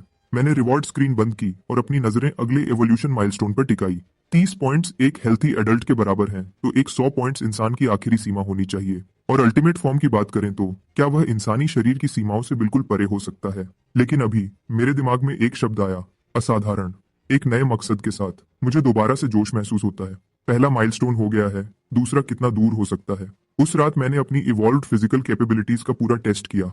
मार्कस एक तरफ खड़ा सब कुछ अपने फोन पर रिकॉर्ड कर रहा है, चाहे वह ताकत हो, कूदना हो या 100 मीटर की दौड़ या फिर उसके बाद होने वाले इंटेलिजेंस टेस्ट्स। हर नतीजा प्रोडिजी सिलेक्शन प्रोग्राम के थ्रेशोल्ड से बहुत ऊपर आता है। मार्कस को मुश्किल से यकीन होता है कि उसका बेटा अभी सिर्फ 1 साल का हुआ है और उसने पहले ही प्रोग्राम की हर रिक्वायरमेंट पूरी कर ली है। वह तुरंत सारे एप्लीकेशन मटेरियल्स अपलोड कर देता है। हम मिया को बुलाते हैं और उसे बताते हैं कि एप्लीकेशन सबमिट हो गई है। फैमिली चुपचाप इंतजार में बैठ जाती है, ऑफिशियल जवाब का इंतजार करते हुए। जब हम सब सोच रहे थे कि ऑफिस बंद हो गया है और हमें कल तक इंतजार करना पड़ेगा, दरवाजे पर दस्तक होती है। क्या मिस्टर मार्कस घर पर हैं? मैं रजिस्ट्रेशन ऑफिस से हूँ। उसी पल इनबॉक्स में एक ईमेल आता है। ये कंफर्म करता है कि एक रिप्रेजेंटेटिव दरवाजे पर है, वह सीधे हमारे पास आए। ये तो बहुत तेज था। मार्कस विजिटर के क्रेडेंशियल्स चेक करता है उसे अंदर आने देने से पहले। विजिटर डायरेक्टर ग्रांट हैं, जो प्रोविंशियल डिपार्टमेंट ऑफ एजुकेशन के एडवांस टैलेंट डेवलपमेंट डिवीजन के डेप्यूटी डायरेक्टर हैं। जैसे ही दरवाजा बंद होता है, डायरेक्टर ग्रांट मार्कस और मिया के साथ एप्लीकेशन डिटेल्स देखते हैं, फिर पूछते हैं कि यंग काय कहाँ है। मार्कस एक सांस लेता है और बेडरूम का दरवाजा खोलता है। उसके बच्चे ने काफी देर तक लो प्रोफाइल रखा है, अब वक्त आ गया है कि वह दिखाए कि वह क्या है। डायरेक्टर ग्रांट अपने सामने बच्चे को देखते हैं जो तेजी से चलता है और साफ बोलता है, फिर अपने हाथों में फाइल पर वापस देखते हैं। 1 साल का। उसने बहुत से गिफ्टेड बच्चे देखे थे और सोचा था कि वह तैयार है, लेकिन अभी दुनिया थोड़ी अजीब लग रही थी। उसने मुझसे कई सवाल पूछे, मेरी आइडेंटिटी और अप्लाई करने के मेरे इरादे को कंफर्म करते हुए। फिर वह मेरी डिटेल्स रजिस्टर करने लगता है। जैसे ही रजिस्ट्रेशन पूरा होता है, वह अपने केस में हाथ डालता है और इलेक्ट्रॉनिक डिस्प्ले वाली एक स्मार्ट वॉच निकालता है। वह मुझे उसे पहनने को कहता है, लेकिन जैसे ही मैं ऐसा करता हूँ, मुझे पता चलता है कि मैं उसे उतार नहीं सकता। डायरेक्टर ग्रांट मुस्कुराते हैं और समझाते हैं, यह फोर्स लॉक एक सेफ्टी मेजर है। एक बार सिलेक्शन खत्म हो जाए तो यह अपने आप खुल जाएगा और बाद में इसे वापस ले लिया जाएगा। वह बोलना खत्म करता है और एंट्रेंस के पास रखी शू कैबिनेट की तरफ देखता है। पंपकिन, कैलिको बिल्ली उसके पीछे छुपी हुई थी और अजनबी को देख रही थी। जब अजनबी सीधे उसकी तरफ देखता है तो वह हैरानी से जम जाती है। डायरेक्टर ग्रांट आगे कहते हैं, आपने बताया था कि बच्चे में बिल्लियों से बात करने की एबिलिटी है। आप इस बॉन्डेड पेट को अपने साथ ला सकते हैं, यह सिलेक्शन के दौरान काम आ सकता है। 10 मिलियन के ग्रांट के लिए मिया मुझे रात भर प्राइवेट जेट में जिंगजो में प्रोडिजी सिलेक्शन बेस की तरफ ले जाती है। 2 घंटे बाद हम पहुंचते हैं। हमें एक डॉर्मेट्री में लाया गया। बिल्डिंग में अंधेरा था, लाइट्स ऑफ थे। मुझे लगा सब सो रहे होंगे, लेकिन जैसे ही हम अंदर कदम रखते हैं हमें 2 बच्चे मिलते हैं, शायद 6 या 7 साल के, जो एक दूसरे के सामने खड़े थे। टेंशन साफ महसूस हो रही थी। एक कमर पर हाथ रखे खड़ा था, पानी की बोतल पकड़े हुए, और घमंड से बोलता है, मैं 5 मीटर तक पेशाब कर सकता हूँ, क्या तुम कर सकते हो? दूसरा बच्चा अपना मुंह सिकोड़ता है और नाक से 2 लंबी स्नॉट की धाराओं को वापस अंदर खींच लेता है। संतुष्टि से चबाते हुए वह जवाब देता है, मैं कच्चा स्नॉट खा सकता हूँ, एक बार में 2, इसे हरा कर दिखाओ। 2 छोटे जीनियसेस अपने टैलेंट्स दिखा रहे थे। कोई भी दूसरे से आगे नहीं निकल पाया। यह ड्रॉ था। उनके स्टैंड ऑफ के बीच में उन्होंने देखा कि कई लोग बिल्डिंग में आ चुके हैं। दोनों तुरंत भाग जाते हैं। डायरेक्टर ग्रांट जल्दी से बुलाते हैं, रुको, डॉक्टर वेंडी कहाँ है? कहीं बाहर गए हैं। और वह सेंटेंस पूरा होने से पहले ही गायब हो जाते हैं। मैं आसपास देखता हूँ। बाहर का एरिया एक मिलिट्री बेस है, अंदर प्रोडिजी सिलेक्शन बेस है। सिलेक्शन फैसिलिटी को मिलिट्री इंस्टॉलेशन के अंदर रखना बाहर के खतरों को रोकने का एक स्मार्ट तरीका है। डायरेक्टर ग्रांट अपना फोन निकालते हैं और किसी को हमसे मिलने के लिए बुलाने ही वाले होते हैं, जब एक यंग औरत गोल्ड रिम्ड ग्लासेस में हाथ में फोल्डर लिए हमारी तरफ आती है। वह पास आते ही डायरेक्टर ग्रांट को ग्रीट करती है। डायरेक्टर ग्रांट, आप इस बार बेस के लिए एक अच्छा सरप्राइज लाए हैं। प्रोडिजी प्रोग्राम के 15 साल हो गए हैं और आज पहली बार हमने एक ऐसा एप्लीकेंट देखा है जो अभी सिर्फ 1 साल का हुआ है। डायरेक्टर ग्रांट जल्दी से उसका हाथ मिलाते हैं। डॉक्टर वेंडी, आप बहुत मेहरबान हैं, लेकिन यह बच्चा सच में कुछ अलग है। ऐसा है तो मैं बहुत ध्यान से देखूंगी। डॉक्टर वेंडी की नजर मुझ पर पड़ती है। मैं ऊपर देखता हूं और उसके कोट पर नेम टैग पढ़ता हूं, doctor Wendy institute for extraordinary traits. Doctor Wendy Mia से कुछ बातें करती है, फिर मेरी तरफ मुड़ती है। क्या तुम्हें कुछ चाहिए काय? वह देखती है कि मैं अभी भी उसके नेम टैग को घूर रहा हूं। वह हंसती है। दूध के लिए भूख लगी है? सॉरी, मेरे पास नहीं है। मैं सीधे जवाब देता हूँ, मैं अब नॉर्मल खाना खाता हूँ। वह मुझे आसानी से उठा लेती है और मेरा गाल खींचती है। शायद टेक्सचर से संतुष्ट होकर वह मिया की तरफ देखती है। ये बहुत प्यारा है, क्या मैं इसे किस कर सकती हूँ? बिल्कुल, आगे बढ़ो। उसे ऐसी चीजें बहुत पसंद है। पसंद है? कब से किसने परमिशन दी आगे बढ़ो की? इससे पहले कि मैं प्रोटेस्ट कर पाता, डॉक्टर वेंडी मुझे कई किस करती है और मेरा चेहरा लिप प्रिंट से भर जाता है। डॉक्टर वेंडी फिर हमें हमारे अलॉटेड क्वार्टर्स की तरफ ले जाती है। ये एक पूरी तरह से इक्विप्ड अपार्टमेंट है, इतना कंफर्टेबल कि घर जैसा लगता है। आराम कर लो, असेसमेंट प्रोसेस कल से शुरू होगा। वह मिया को एक एक्सेस कार्ड देती है और चली जाती है। हम अभी ठीक से सेटल भी नहीं हुए थे कि दरवाजे पर दस्तक होती है। मिया दरवाजा खोलती है और हैरान रह जाती है। यह 3 दर्जन बच्चे दरवाजे पर भरे हुए थे। सब अंदर झांकने के लिए अपनी गर्दन लंबी कर रहे थे। हमने सुना कि एक साल का फ्रीक आया है। मिया आधे मजाक और आधे गुस्से में एक तरफ हट जाती है और मुझे अपने कंपटीशन से मिलने का इशारा करती है। मैं पास जाता हूँ, एक नजर देखता हूँ और कहता हूँ, इतनी रात हो गई है, क्या तुम सब सोते नहीं हो? हम सो रहे थे जब तक इन दोनों ने सबको जगह नहीं दिया। वह उन 2 रिंग लीडर्स की तरफ इशारा करते हैं और जैसा कि उम्मीद थी, 5 मीटर तक पेशाब करने वाला और स्नॉट खाने वाला। ये देखकर कि उनसे बात करने वाला सच में इतना छोटा है, वह उत्साह से सवालों की बौछार कर देते हैं। क्या तुम स्प्लिट पैंट्स पहनते हो या डायपर्स? क्या तुम भूख लगने पर रोते हो? क्या तुम लड़ते हो? अगर मैं तुम्हें मारूंगा तो क्या तुम अपनी माँ के लिए रोगे? उस आखिरी सवाल ने मेरा ध्यान खींचा। मैं सस्पेंडर्स वाले लड़के को देखता हूँ जिसने यह पूछा था और धीमी मतलब भारी मुस्कान देता हूँ। तुम्हें पता चल जाएगा। अगली सुबह बेस हॉस्पिटल में मेरा खून टेस्ट, पेशाब टेस्ट और बालों का सैंपल टेस्ट होता है। उनके पास जो भी प्रोसीजर थे, मैं उन सबसे गुजरता हूँ। फिर डॉक्टर वेंडी के बताए अनुसार मैं स्मार्ट वॉच से बात करता हूँ और स्क्रीन पर एक जानकारी का बॉक्स खुल जाता है। डॉक्टर वेंडी समझाती है, पोटेंशियल स्कोर ही वह मुख्य चीज है जो यह तय करती है कि तुम सिलेक्शन में पास होगे या नहीं। तुम्हारा हर काम यहाँ पर असेसमेंट का हिस्सा है। हम ऐसे बच्चे ढूंढ रहे हैं जिनके पोटेंशियल स्कोर्स ज्यादा हों। मैं समझने का इशारा करने के लिए सर हिलाता हूँ, फिर कंफर्म करता हूँ। अभी 126 कैंडिडेट्स इस सिलेक्शन में हिस्सा ले रहे हैं। जैसे ही मैं हॉस्पिटल से बाहर निकलता हूँ, घड़ी बीप्स करती है। मैं अपनी कलाई उठाता हूँ। मुझे पहले ही एक पॉइंट मिल गया है। पोटेंशियल स्कोर को एक खास इवैल्यूएशन टीम चेक करती है, डॉक्टर वेंडी समझाती है। ज्यादा मत सोचो, बस यहाँ ऐसे ही रहो और सीखो जैसे तुम आमतौर पर करते हो। मैं सर हिलाता हूँ। समझ गया, अब मुझे सब साफ दिख रहा है। मेरी आम रूटीन है खाना, सोना और एक्सपी बढ़ाना, तो मैं बस उन्हें देखने दूंगा। घड़ी फिर से बीप्स करती है। मैंने सोचा था कि सिलेक्शन में एग्जाम्स, फिजिकल टेस्ट, शायद रिंग में लड़ाई होगी, लेकिन स्केड्यूल में पहली चीज एक क्लास है। जब मैं सब्जेक्ट का नाम देखता हूँ तो तुरंत एक्साइटेड हो जाता हूँ। आज के लेसन में माइंड कल्टीवेशन मेथड। एक छोटे क्लासरूम में एक सफेद बालों वाले टीचर माइंड कल्टीवेशन मेथड की बुनियादी बातें बताते हैं। कमरे में सब 4 स्टूडेंट्स अभी आए हैं और बाकी 3 पहले से जाने पहचाने चेहरे हैं। 5 मीटर पेशाब करने वाला बच्चा, नाक की गंदगी खाने वाला और किटन सस्पेंडर्स। वह तीनों मुश्किल से ध्यान दे रहे हैं। हर थोड़ी देर में वह मुड़ते हैं और मुझ पर मुंह बनाते हैं। यह इतना छोटा है, क्या यह कुछ भी समझ सकता है? नाक की गंदगी खाने वाला धीरे से बड़बड़ाता है, टीचर उस पर नजर डालते हैं और आगे बढ़ते हैं। मानसिक कल्टीवेशन की बुनियाद मेडिटेशन है। एक खास कंपाउंड के साथ मिलकर मेडिटेशन के दौरान दिमाग शरीर से अलग हो सकता है और ऊंची डायमेंशनल दुनिया में जा सकता है। मेडिटेशन की समझाने के बाद टीचर 4 शीशियां निकालते हैं। हम में से हर एक के लिए एक। मैं अपनी शीशी पर लेबल देखता हूँ, उसका ढक्कन खोलता हूँ और उसे धीरे से पीता हूँ। ये तो काफी मीठा है। अगली पल मुझे हल्कापन महसूस होता है, जैसे मेरा पूरा शरीर जमीन से उठ गया हो। मेरी इंद्रियां धुंधली होने लगती हैं। टीचर के बताए अनुसार मेरी चेतना भटकती है और मैं जल्दी ही खुद को एक गहरी, पूरी अंधेरे वाली जगह में पाता हूँ। इस मेडिटेटिव यात्रा में नियम आसान है। आगे बढ़ते रहो, रुको मत। ये आसान लगता है, लेकिन थोड़ी देर बाद दबाव बढ़ता है। ये आंखें बंद करके आगे चलने जैसा है। भले ही पता हो कि रास्ते में कुछ नहीं है, दूर तक जाना जितना आसान लगता है उससे मुश्किल है। तुम सिर्फ इतनी दूर तक जा सकते हो जब तक आंखें खोलने की इच्छा असहनीय न हो जाए। लेकिन अभी मैं गहरी मेडिटेशन में हूँ और मैं सिर्फ महसूस करके आगे बढ़ सकता हूँ। 8 मिनट में 5 मीटर पेशाब करने वाला बच्चा और नाक की गंदगी खाने वाला पसीने से भीग जाते हैं और तेज सांस लेते हैं। वह मेडिटेशन से बाहर आ जाते हैं। किटन सस्पेंडर्स थोड़ी देर और टिकता है। 10 मिनट बाद वह अपनी आंखें खोलता है। वह थकी हुई लेकिन जीत की मुस्कान के साथ दूसरे दो को देखता है। फिर वह तीनों मेरी तरफ देखने लगते हैं। उनके चेहरे पर हैरानी आ जाती है। क्या यह छोटा बच्चा सच में उनसे ज्यादा मानसिक ताकत रख सकता है? वह तीनों अजीब चेहरे बनाकर क्लासरूम से बाहर निकल जाते हैं। जैसे ही वह बाहर आते हैं, खुद को रोक नहीं पाते। थोड़ी देर में बच्चों का एक झुंड एक एक करके दौड़ता हुआ आता है, क्लासरूम की खिड़की के बाहर खुद को दबाते हुए। ऐसा नहीं हो सकता कि वह सो गया हो, है ना? हाँ ठीक है। क्या तुम्हें सच में लगता है कि कोई उस फोकस सीरम को पीने के बाद सो सकता है? हाँ ठीक है। मैं अपनी ही टांग क्यों खींचूंगा? जबकि वह बाहर बातें कर रहे होते हैं, मैं क्लासरूम के अंदर धीरे से अपनी आंखें खोलता हूँ। मैं अपनी घड़ी चेक करता हूँ। सिर्फ 14 मिनट गुजरे हैं। फिर भी किसी तरह ऐसा लगता है जैसे मैंने पूरे 3 दिन और रातें जी ली हों।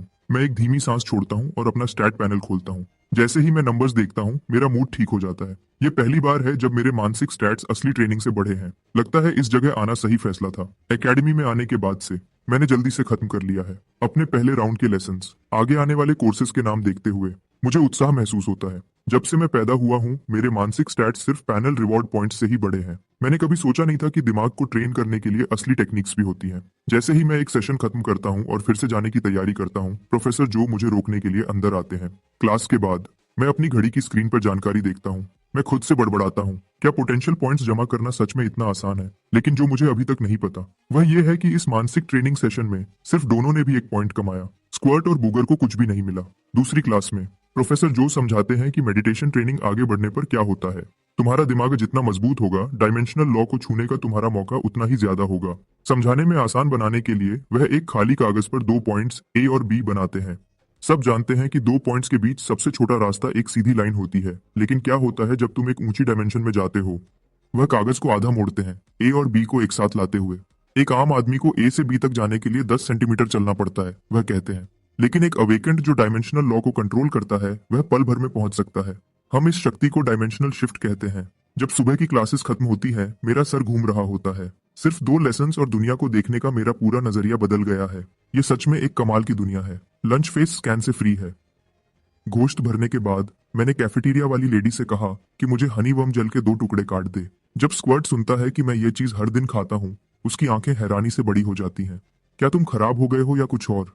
तुम ये हर दिन कैसे खा सकते हो? वह देखता है जब मैं जेल को पानी में मिलाता हूँ, हवा में एक तेज तीखी गंध फैल जाती है। स्क्वर्ट जो मेरे बिल्कुल सामने बैठा है, लगभग उल्टी कर देता है। आदत पड़ जाती है, मैं कहता हूँ, बिल्कुल बेपरवाह। मैं उसे हिलाता हूँ और पूरा एक ही बार में पी जाता हूँ। मेरी शांत प्रतिक्रिया सबको हैरान कर देती है। कोई नहीं मानता कि 1 साल का बच्चा ये सब संभाल सकता है, तो वह मेरी नकल करते हैं। एक घूंट और वह सब बिना किसी एक्सेप्शन के उल्टी कर देते हैं। लंच के बाद मैं डॉम वापस जाता हूँ और अपनी घड़ी की स्क्रीन चेक करता हूँ। सिटी पेपर नाम के एक कैंडिडेट ने डेली एवरेज स्कोर का लीडर बोर्ड बनाया है। 98 कैंडिडेट्स रैंक्ड हैं। आधे दिन में 5 पॉइंट्स कमाने के साथ मेरा रैंक 45वां है। टॉप स्पॉट वन पंच का है, जिसका डेली एवरेज 11.7 है। उस दोपहर एक बस सबको ट्रेनिंग हॉल ले जाती है। जैसे ही मैं खुला मैदान और सारे इक्विपमेंट देखता हूँ, मेरी आंखें चमक उठती हैं और मेरा खून तेज हो जाता है। जब मुझे पता चलता है कि ट्रेनिंग की अवधि और तीव्रता पूरी तरह मुझ पर है, मैं सीधा मार्शल आर्ट्स हॉल में अनआर्म्ड कॉम्बैट जोन की तरफ जाता हूँ। मैं अपने आसपास की फुसफुसाहट को इग्नोर करता हूँ और पूरी तरह कोच हॉक जो सिखा रहे हैं उस पर ध्यान देता हूँ। मैं खड़ा भी हो जाता हूँ, मिरर मोड एक्टिवेट करता हूँ और उसकी टेक्निक्स को तुरंत कॉपी करता हूँ। कोच हॉक ने इस सेक्शन को खत्म करके बच्चों को आगे बढ़ाने का प्लान बनाया था, लेकिन आधे रास्ते में वह बिल्कुल रुक जाते हैं। वह बड़ी हैरानी भरी आंखों से मुझे घूरते हैं। मेरी काउंटरिंग टेक्निक साफ है, रिदम स्मूथ है, साफ तौर पर पहले ही एक बिगिनर के लेवल पर है। कोच हॉक लेसन खत्म करते हैं, फिर तुरंत पूछते हैं, तुम कितने साल के हो? तुम कितने समय से संडा की ट्रेनिंग कर रहे हो? अभी 1 साल का हुआ हूँ, सांडा की ट्रेनिंग कुछ महीने से कर रहा हूँ शायद। मेरे बगल वाला एक बच्चा हैरान होकर सांस नहीं रोक पाता। मैंने 1 साल का होने से पहले संडा शुरू की थी। क्या मैं पागल हो रहा हूँ या दुनिया? मैं शर्माते हुए मुस्कुराता हूँ। हाँ, जब तुम नए पैदा हुए हो तो ज्यादा कुछ करने को नहीं होता, बस कुछ चाहिए था जो मुझे बिजी रखे। जब कोच हॉक को पता चलता है कि मैं लगभग पूरी तरह से खुद से सीखा हूँ और कुछ ही महीनों में इस लेवल तक पहुंच गया हूँ, तो वह एक नेम कार्ड निकालते हैं और मुझे देते हैं। वह मुझे अपना वचन देते हैं, चाहे तुम सिलेक्शन पास करो या नहीं। अगर तुम कभी फाइटर बनने का सोचो तो कभी भी मुझसे मिलना। ट्रेनिंग के 20 मिनट बाद ब्रेक के दौरान बाथरूम में चला जाता हूँ, लेकिन यूरिनल के सामने खड़े होकर मुझे एक दुख भरी बात पता चलती है। वह बहुत ज्यादा ऊंचा है, मैं बस उस तक पहुंच नहीं सकता। इसी बीच स्क्वाड बीच रास्ते में खड़ा है और अपने बगल वाले बच्चे से एक सवाल पूछता है। शर्त लगाओ, मैं यहाँ से उस स्टॉल के अंदर तक मार सकता हूँ। कोई जवाब दे उससे पहले। वह अपनी जिप खोलता है। एक तेज सिसकारी छपाक की आवाज से ऐसा लगता है कि वह सच में ड्रेन तक पहुंच गया। स्क्वाड अपना छोटा हाथ झटकता है जब वह कर चुका होता है। यह मेरा गिफ्ट है, पूरे जोंगजो में हराया नहीं जा सकता। क्योंकि यहाँ ज्यादातर बच्चे छोटे हैं और उनकी ताकत कम है, वह थोड़ी देर बाद ही आराम करते हैं। लेकिन मैं एक प्रोफेशनल कोच के साथ हर पल का फायदा उठाता हूँ। कोच हॉक सब्र वाले हैं, मेरी टेक्निक की गलतियां बताते हैं। मैं मौका लेता हूँ और सारे बुनियादी चीजें दोहराता हूँ। जब ट्रेनिंग खत्म होती है मैं अपना क्लास पैनल चेक करता हूँ। सुधार की रफ्तार मुझे संतुष्ट करती है। जैसे ही अनार्म्ड कॉम्बैट सेशंस खत्म होने लगती हैं, सब हॉल के बीच में इकट्ठे होते हैं। स्पारिंग राउंड्स आखिरकार शुरू होने वाले हैं। कई कोचेस रिंग के किनारे सुरक्षा मॉनिटर के रूप में खड़े हैं। एक बार नियम बताए जाने के बाद अलग अलग स्टाइल्स के फाइटर्स प्लेटफॉर्म पर असली तीव्रता के साथ टकराते हैं। इतने सारे अलग अलग स्टाइल्स के फाइटर्स को पहली बार लड़ते हुए देखकर मुझे लगता है कि हर नजर के साथ मैं कुछ सीख रहा हूँ। मिरर मोड एक्टिव होने के साथ जब भी मुझे कोई अच्छा मूव दिखता है मैं उसे तुरंत सीख लेता हूँ। मिरर मोड में मेरी सीखने की रफ्तार कमाल की है। मेरा क्लास पैनल नए नंबर्स के साथ अपडेट होता रहता है। प्लेटफॉर्म पर कई राउंड्स के बाद हर स्टैंड अप बॉक्सर नीचे गिरा हुआ है। तुम सब बेकार हो, अब मैं तुम्हें दिखाता हूँ कि यह कैसे करते हैं। स्क्वाड बॉक्सिंग की पोजीशन लेता है और प्लेटफॉर्म पर कदम रखता है। रेसलर को बुलाता है। रेसलर मुस्कुराता है और हमला करता है। स्क्वाड फासला कम करता है, कमर से मुड़ता है, अपने कूल्हे आगे करता है और अपनी पीठ को घुमाता है। रेसलर को प्लेटफॉर्म से साफ उड़ा देता है। स्क्वाड अपनी छोटी कमर थपथपाता है और मुस्कुराता है। हाँ, मैं हवा में 5 मीटर तक मार सकता हूँ। क्या तुम्हें सच में लगता है कि मैं पास से लड़ने से डरता हूँ? पूरा हॉल शांत हो जाता है, मेरा मुंह हिलता है। हर कोई जो एकेडमी में आया है उसके पास कुछ खास है। मैं सोचता हूँ कि क्या मुझे स्टैंड अप स्ट्राइकिंग सीखनी चाहिए। सोचने के बाद मैं संडा के साथ रहने का फैसला करता हूँ। लेकिन मुझे कुछ रेसलिंग टेक्निक्स भी सीखनी चाहिए अपने ग्राउंड गेम को बेहतर बनाने के लिए। मैंने काफी देर तक देख लिया है, अब मेरी बारी है। यह सोचकर मैं खड़ा होता हूँ और प्लेटफॉर्म पर चलता हूँ। जैसे ही मैं ऊपर कदम रखता हूँ खामोशी छा जाती है। कोई आगे नहीं आना चाहता। एक लंबे इंतजार के बाद उनके चेहरों के भाव पढ़कर मैं समझ जाता हूँ कि क्यों। एक पल सोचने के बाद मैं मुस्कुराता हूँ और कहता हूँ, कोई है जो मेरे साथ 3 मूव्स का बदला बदली करना चाहे? आओ देखो कि क्या मैं टिक भी पाता हूँ। इसे मुझ पर एक एहसान समझना, मैं शुक्रगुजार रहूंगा। एक रिएक्शन मिलता है। 3 मूव्स कोई बड़ी तबाही नहीं होनी चाहिए और एक छोटे मॉन्स्टर की मदद करने का मतलब है उसके साथ कुछ कनेक्शन बनाना। बुरा डील नहीं है, मैं जाऊंगा। एक बजकट वाला लड़का खड़ा होता है। वह स्पार शुरू करने का इशारा करता है। पहले मूव में मैं हमला करता हूँ। मेरे छोटे पैर जमीन से धकेल कर आगे बढ़ते हैं और मैं तेजी से आगे बढ़ता हूँ। लेकिन सीधे टकराने की बजाय मैं उसके बगल में घूमता हूँ और अपनी बाहें उसके नीचे वाले पैर के चारों तरफ लपेट लेता हूँ। बजकट वाला लड़का शांत रहता है। वह अपने घुटने मोड़ता है, अपनी पोजीशन नीचे करता है और अपने सेंटर ऑफ ग्रेविटी को नीचे लाता है। पल भर में मेरे शरीर की हर मसल कस जाती है। मेरी मसल्स में ताकत आती है और मेरे ढीले ट्रेनिंग के कपड़े मेरे शरीर पर कसकर तन जाते हैं। मैं एक मासूम छोटे बच्चे से एक जवान इंसान जैसे जानवर में बदल जाता हूँ। दुगनी ताकत, 2.1 गुना एक्सप्लोसिव फोर्स। मैं बिना चेतावनी के आगे बढ़ता हूँ। मेरा सर सीधा उसकी छाती में घुसता है। एक्सप्लॉइट स्ट्राइक एक्टिवेट करता है। बजकट वाला लड़का उस भयानक ताकत को सह नहीं पाता। वह पल भर में प्लेटफॉर्म से उछल जाता है। एक मूव, मैच खत्म। पूरी खामोशी। हॉल में हर चेहरा, बच्चे और कोचेस दोनों हैरानी से बड़े हो जाते हैं। मैं बीस्ट मोड डीएक्टिवेट करता हूँ। मैं उसके पास जाता हूँ, बजकट वाले लड़के को खड़ा होने में मदद करता हूँ और मुस्कुराता हूँ। स्पार के लिए शुक्रिया। एकेडमी में पहली जीत, मिशन पूरा। इस पल का मजा लेने से पहले ही एक पैनल नोटिफिकेशन आ जाती है। कोच हॉक, जब खाने का टाइम हो तो मुझे जगा देना। मेरे मुंह से यह शब्द निकलते हैं और सब कुछ अंधेरा हो जाता है। मैं सीधा नीचे गिर जाता हूँ, बेहोश होकर। जमीन पर गिरने से पहले ही शांति से खर्राटे ले रहा होता हूँ। जब मैं जागता हूँ मैं वापस डॉर्म में हूँ। मैं अपनी घड़ी चेक करता हूँ। मेरे पोटेंशियल पॉइंट्स 9 बढ़ गए हैं। डिनर के बाद मियाँ सही वक्त पर अपना लैपटॉप खोलती है। पूरा परिवार वीडियो कॉल पर आता है। मार्कस का जाना पहचाना चेहरा मुश्किल से स्क्रीन पर दिखा ही था जब चप्पलों की तेज आवाज फर्श पर गूंजती है। पहले मुझे अपने छोटे भाई की याद आ रही है। मुझे उससे बात करने दो। कोको का चेहरा फ्रेम में घुस जाता है। उसकी आंखें उत्सुकता से बड़ी हैं। क्या तुम सिलेक्शन पास कर गए? क्या तुम्हें प्राइज मनी मिली? आराम करो, रिजल्ट्स कम से कम 2 या 3 महीने तक नहीं आएंगे। मैं उसे एक अनुभवी बड़े की तरह हटा देता हूँ। चीजों को जल्दी मत करो, स्कूल में खूब पढ़ाई करो, घर पर अच्छा बिहेव करो और पापा को परेशान मत करो, समझ गई? समझ गई। कोको आज्ञाकारी तरीके से सर हिलाती है, फिर धीरे से समझती है कि कुछ गड़बड़ है। उसे ऐसा क्यों लग रहा है कि उसका छोटा भाई उसे लेक्चर दे रहा है। कॉल खत्म होने के बाद मैं अपना होमवर्क करने बैठ जाता हूँ, क्योंकि प्रॉब्लम को सॉल्व करने के लिए मिडिल स्कूल फिजिक्स की जरूरत है। मैं एकेडमी से मिला टैबलेट खोलता हूँ ताकि सब कुछ ठीक लगे। मेरी उंगलियां तेजी से स्क्रॉल करती हैं, जैसे टेक्स्ट बुक के पन्ने उड़ते हैं, एक नजर में 10 लाइन इन। स्पीड स्कैन पूरी ताकत से चल रहा है। सारी एलिमेंट्री स्कूल की टेक्स्ट बुक्स 2 घंटे के अंदर खत्म हो जाती हैं। तुरंत मिडिल स्कूल फिजिक्स की टेक्स्ट बुक खोलता हूँ। जैसे ही मैं पढ़ता हूँ, मैं होमवर्क के सवाल वाले वीडियो को याद करता हूँ। एक अवेकेंड एक ग्लास में पानी को तुरंत जमा देता है, फिर बर्फ को उतनी ही तेजी से पिघलाता और भाप बनाता है। वह एक बंद कमरे में तेज हवा भी पैदा कर देते हैं। तुम इसकी क्या वजह बताओगे? सारे फिजिक्स मटेरियल को पढ़ने के बाद अपनी दिमागी ताकत 27.1 का इस्तेमाल करते हुए मैं आसानी से खास बातों को समझ जाता हूँ। टेम्परेचर और हीट ट्रांसफर। मैं इसे आम फिजिक्स के तरीके से नहीं देखता। इसके बजाय मैं डायमेंशनल लॉ के नियम जोड़कर एक सही सोच बनाता हूँ। प्रोफेसर जो को ईमेल भेजने के बाद मुझे जल्दी ही उनकी मंजूरी मिल जाती है। उसी वक्त टैबलेट ऐप पर एक नोटिफिकेशन आ जाती है। पिछले टॉप स्कोरर वन पंच का एवरेज हर दिन 11.7 था। मैंने उसकी जगह ले ली है। मेरा डेली एवरेज 19 है। ये हैरान करने वाला नंबर आता है और कमेंट सेक्शन में धमाका हो जाता है। बहुत लोग इसे झूठ कहते हैं। फिर बिना किसी चेतावनी के वन पंच खुद कमेंट्स में आ जाता है। सेक्शन तुरंत शांत हो जाता है। तुम हर स्क्रीन से हैरान करने वाली खामोशी को महसूस कर सकते हो। 19 पॉइंट्स शायद असली हैं। मैं एक बार कमेंट्स देखता हूँ और कुछ नहीं कहता। कोई जवाब देने की जरूरत नहीं। मैं अपना पैनल खोलता हूँ और अगला निशाना देखता हूँ। बस 3 और स्टेट पॉइंट्स चाहिए। जैसे ही एवोल्यूशन माइलस्टोन मिल जाएगा, मुझे एक फॉर्म रिवॉर्ड और एक ट्रेट रिवॉर्ड मिलेगा, दोनों अच्छी क्वालिटी के। मैं खुश हुए बिना नहीं रह पाता। क्या होगा वह? अब जब मैंने मेडिटेशन टेक्निक को पूरी तरह सीख लिया है, मेरी दिमागी ताकत हर दिन 0.1% बढ़ती है। साइकी फॉर्म आई को अनलॉक करना अब सच में मेरी पहुंच में है। जैसे ही मैं अपनी रोज की मेडिटेशन करता रहता हूँ, मेरे सेशंस लंबे होते जाते हैं। एक हफ्ते बाद मैं हर सेशन में 14 मिनट से 17 मिनट तक पहुंच गया हूँ। भले ही मैंने अभी तक डायमेंशनल लॉ को छुआ नहीं है। मुझे एक हैरान करने वाली बात पता चलती है। एकेडमी के फोकस सीरम के बिना मैं बिल्कुल भी मेडिटेटिव स्टेट में नहीं जा सकता। तो मैं प्रोफेसर जो को ढूंढने जाता हूँ। मैं पूछता हूँ कि क्या वह मेरी उम्र देखकर मुझे थोड़ी छूट दे सकते हैं और कुछ एक्स्ट्रा बॉटल्स दे सकते हैं। वह तुरंत मना कर देते हैं, लेकिन कम से कम वह मुझे पूरी तरह समझाते हैं।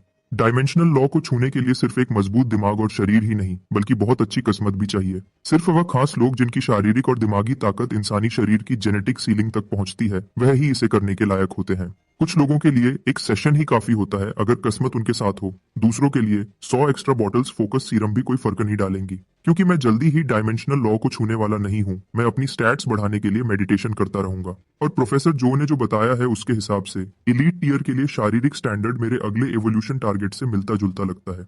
डिनर के बाद मैं हमेशा की तरह ट्रेनिंग हॉल जाता हूँ। जैसे ही मैं अंदर जाता हूँ, मुझे एक लड़का दिखता है जिसके बिल्कुल बाल नहीं है। उसका सर बिल्कुल उबले हुए अंडे जैसा लगता है। इधर उधर पूछने के बाद मुझे पता चलता है कि वह लीडर बोर्ड वाला वन पंच है। अभी एग हेड 100 किलोग्राम पर बेंच प्रेसेस कर रहा है। वह लगभग 6 या 7 साल का लगता है, लेकिन उसकी मांसपेशियों की बनावट कमाल की है। उसके कंधे और बाजुओं में पहले ही स्ट्राइएशंस दिख रहे हैं। मैं अपनी स्क्वाट रूटीन अब शुरू करता हूँ। बीस्ट मोड चालू किए बिना मैं 90 किलोग्राम स्क्वाट कर सकता हूँ। जब मैं अपनी वर्कआउट में पूरी तरह लगा होता हूँ, तो पीछे से एक आवाज आती है। ये थोड़ा शर्म की बात है, सच में। मैं अपनी आवाज धीमी रखने की कोशिश करता हूँ। मुड़ता हूँ, यह एगहेड है। शर्म की बात से तुम्हारा क्या मतलब है? मैं पूरी तरह समझ नहीं पाया। शर्म की बात है कि तुम्हारे पास अवेकनिंग ट्रेट नहीं है। तुम जानते हो कि एकेडमी में बहुत सारे बच्चे अवेकनिंग ट्रेट के साथ पैदा होते हैं। बिना ज्यादा मेहनत के वह ए रैंक तक, यहाँ तक कि एस रैंक भी पा सकते हैं।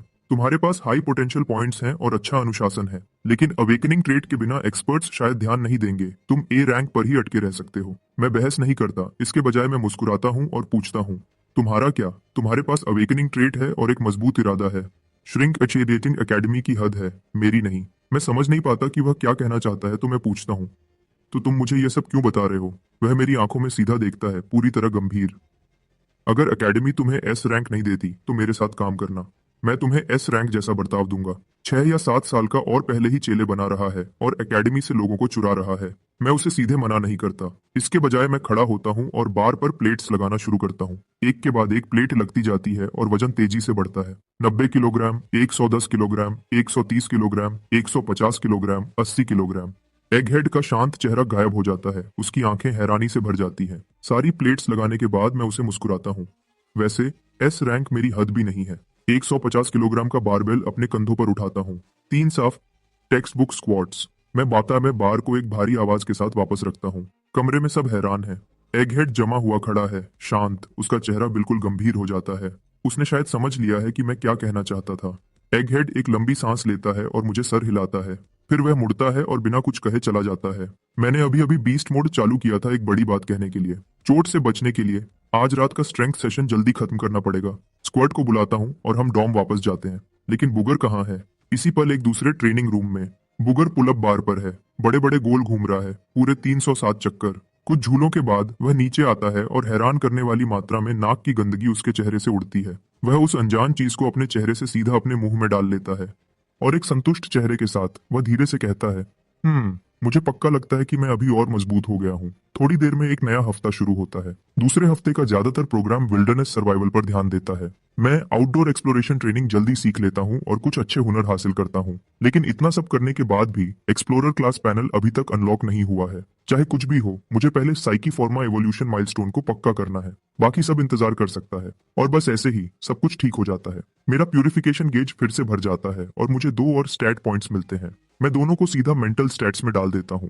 पैनल चमकता है और रिवॉर्ड्स एक साथ आ जाते हैं। जैसे पहले जुवेनाइल ह्यूमनॉइड बीस्ट रिवॉर्ड मिला था, एक फॉर्म, एक ट्रेट।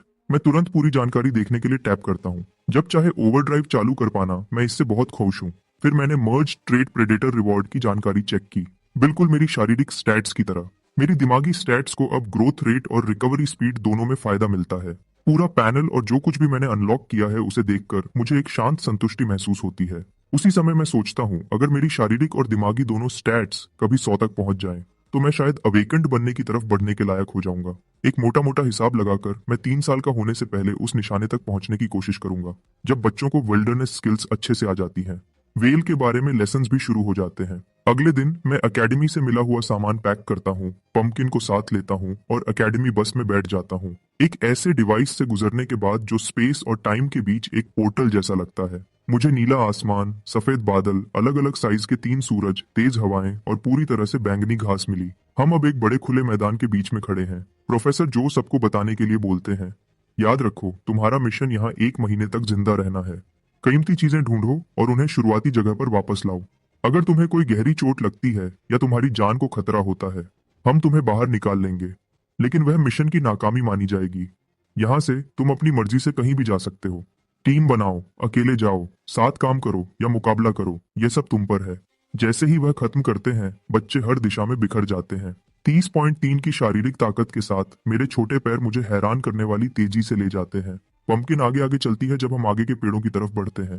हे रुको, मेरा इंतजार करो, चलो भी। आधे रास्ते में मुझे पीछे से एक जानी पहचानी आवाज सुनाई देती है। पिछले कुछ दिनों की विल्डरनेस ट्रेनिंग में मैं ओवरड्राइव और मिरर मोड को एक साथ यूज कर रहा हूँ। मेरी स्किल प्रोग्रेशन बहुत तेज रही है, जिससे मैं क्लास में सबसे ऊपर पहुंच गया हूँ। स्क्वाड दूसरी तरफ थोड़ा अनाड़ी है, उसके लिए बहुत सारे प्रैक्टिकल काम मुश्किल है। तो जैसे ही हम रेमनेंट में घुसे, उसने फैसला कर लिया कि वह किसी मजबूत इंसान से चिपक जाएगा। और हाँ, वह आ रहा है। उसके चेहरे पर बेशर्म मुस्कान है, पकड़ने के लिए दौड़ता हुआ। हम मुश्किल से आधा मिनट पेड़ों की तरफ दौड़ रहे होते हैं जब स्क्वाड अचानक हाँफता है। पंपकिन अचानक की चीख पर चौंक जाती है। मुझे भी लगता है कि कुछ गलत है और मैं घूम जाता हूँ। क्या हुआ? स्क्वाड अपना टैबलेट निकालता है और उस पर टैप करता है। उसका चेहरा उतर जाता है। यहाँ कोई सिग्नल नहीं है। मेरा एक रैंक्ड मैच था। हम विल्डरनेस मिशन पर हैं और तुम गेम्स के बारे में सोच रहे हो? पंपकिन भी मुड़ती है। एक इंसान और एक बिल्ली दोनों स्क्वाड को उसी चिड़चिड़ाहट भरी नजर से घूरते हैं। वह आखिरकार थोड़ा शर्मिंदा लगता है और चुपचाप टैबलेट को वापस अपने बैग में डाल लेता है। अचानक मैं सोचने लगता हूँ कि क्या यह टीममेट फायदे से ज्यादा नुकसान वाला है। शायद हमें अलग हो जाना चाहिए। मैं सिर्फ 1 साल का हूँ, मैं तुम्हें धीमा नहीं करना चाहूंगा। स्क्वाड घबरा जाता है। मुझे मत छोड़ो, मैं सच में मदद कर सकता हूँ। मैं मछली पकड़ने में बहुत अच्छा हूँ। मेरा बेटिंग मेथड सबसे अलग है। बेटिंग का क्या मतलब है? मैं नाजान होने का नाटक करते हुए पूछता हूँ। तुम पानी में कुछ बेट फैला देते हो और मछलियां तुम्हारे पास आ जाती हैं। मेरा बेट सबसे अच्छा काम करता है। इससे मेरा ध्यान जाता है। ठीक है, बताओ तुम्हारा बेट क्या है? स्क्वाड मुस्कुराता है। मैं बस पानी में पेशाब करता हूँ और मछलियां बिल्कुल पागल हो जाती हैं। मुझे अपने अंदर कुछ बदलता हुआ महसूस होता है। पक्का नहीं कि यह अच्छा बदलाव है। मैं एक बार फिर धीरे से कोशिश करता हूँ। देखो, मैं सिर्फ 1 साल का हूँ। मैं तुम्हें सच में पीछे करूंगा। हम बस अच्छे मैच नहीं है। नहीं नहीं नहीं, स्क्वाड जल्दी से जोड़ता है। मैं अपना स्पिरिट बीस्ट हंटिंग डॉग भी लाया हूँ, वह पक्का काम आएगा। उस पर मैंने देखा कि एक छोटा गोल्डन रिट्रीवर थोड़ी दूरी से हमारे पीछे आ रहा है। जबान बाहर निकली हुई, हाँफते हुए चल रहा है। ये एक वाटर हंटिंग डॉग है, पानी में बहुत तेज। और मेरे भाई ने कहा था कि रेमनेंट एकेडमी सेटअप में खतरे का लेवल बहुत कम है, लड़ाई के बारे में ज्यादा चिंता करने की जरूरत नहीं। तुम्हारा भाई यहाँ आया है, वह पिछले साल आया था, उसे ए रैंक भी मिला था। मैं सर हिलाता हूँ, यह देखते हुए कि स्क्वाड के पास इस जगह के बारे में काम की जानकारी है। मैं आखिरकार उसे साथ आने की इजाजत देता हूँ। यह बात पक्की होने के बाद हम दोनों साथ में जंगल की तरफ बढ़ते हैं। हम मुश्किल से पेड़ों के अंदर घुसे होते हैं जब आगे पंपकिन एक तेज चीख मारती है। एक चेतावनी।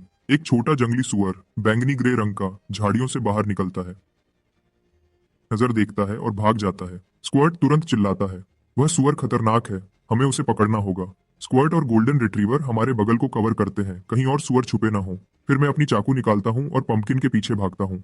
कुछ वार और सुअर गिर जाता है। स्क्वाड गिरे हुए सुअर को देखता है और चैन की सांस लेता है। मेरे भाई ने मुझे इन चीजों के बारे में चेताया था, बहुत चालाक होते हैं, छुपकर हमला करना पसंद करते हैं।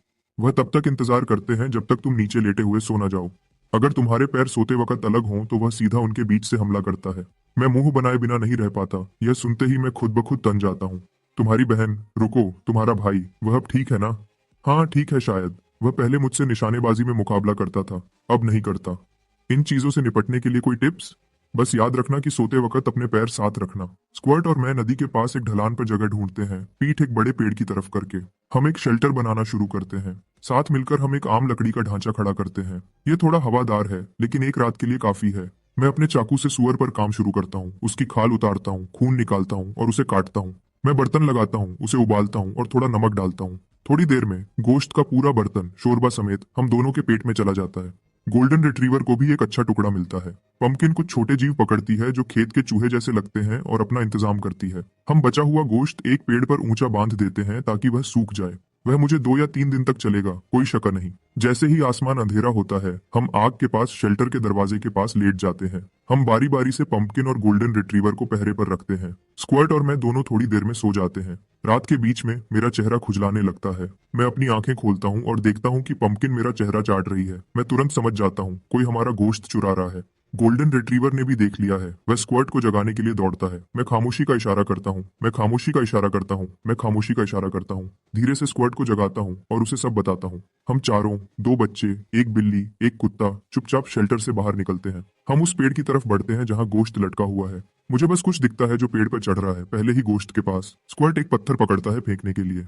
मुझे कुछ ठीक नहीं लग रहा, मैं उसे रोकता हूँ। मैं अपनी फ्लैशलाइट जलाता हूँ और उसे पेड़ पर ऊपर करता हूँ। एक छोटी लड़की वहां ऊपर है, वह डाली से बिल्कुल चिपकी हुई है, बिना कोई आवाज किए। फ्लैशलाइट की रोशनी उस पर पड़ती है, वह अकड़ जाती है, फिर धीरे से नीचे देखती है।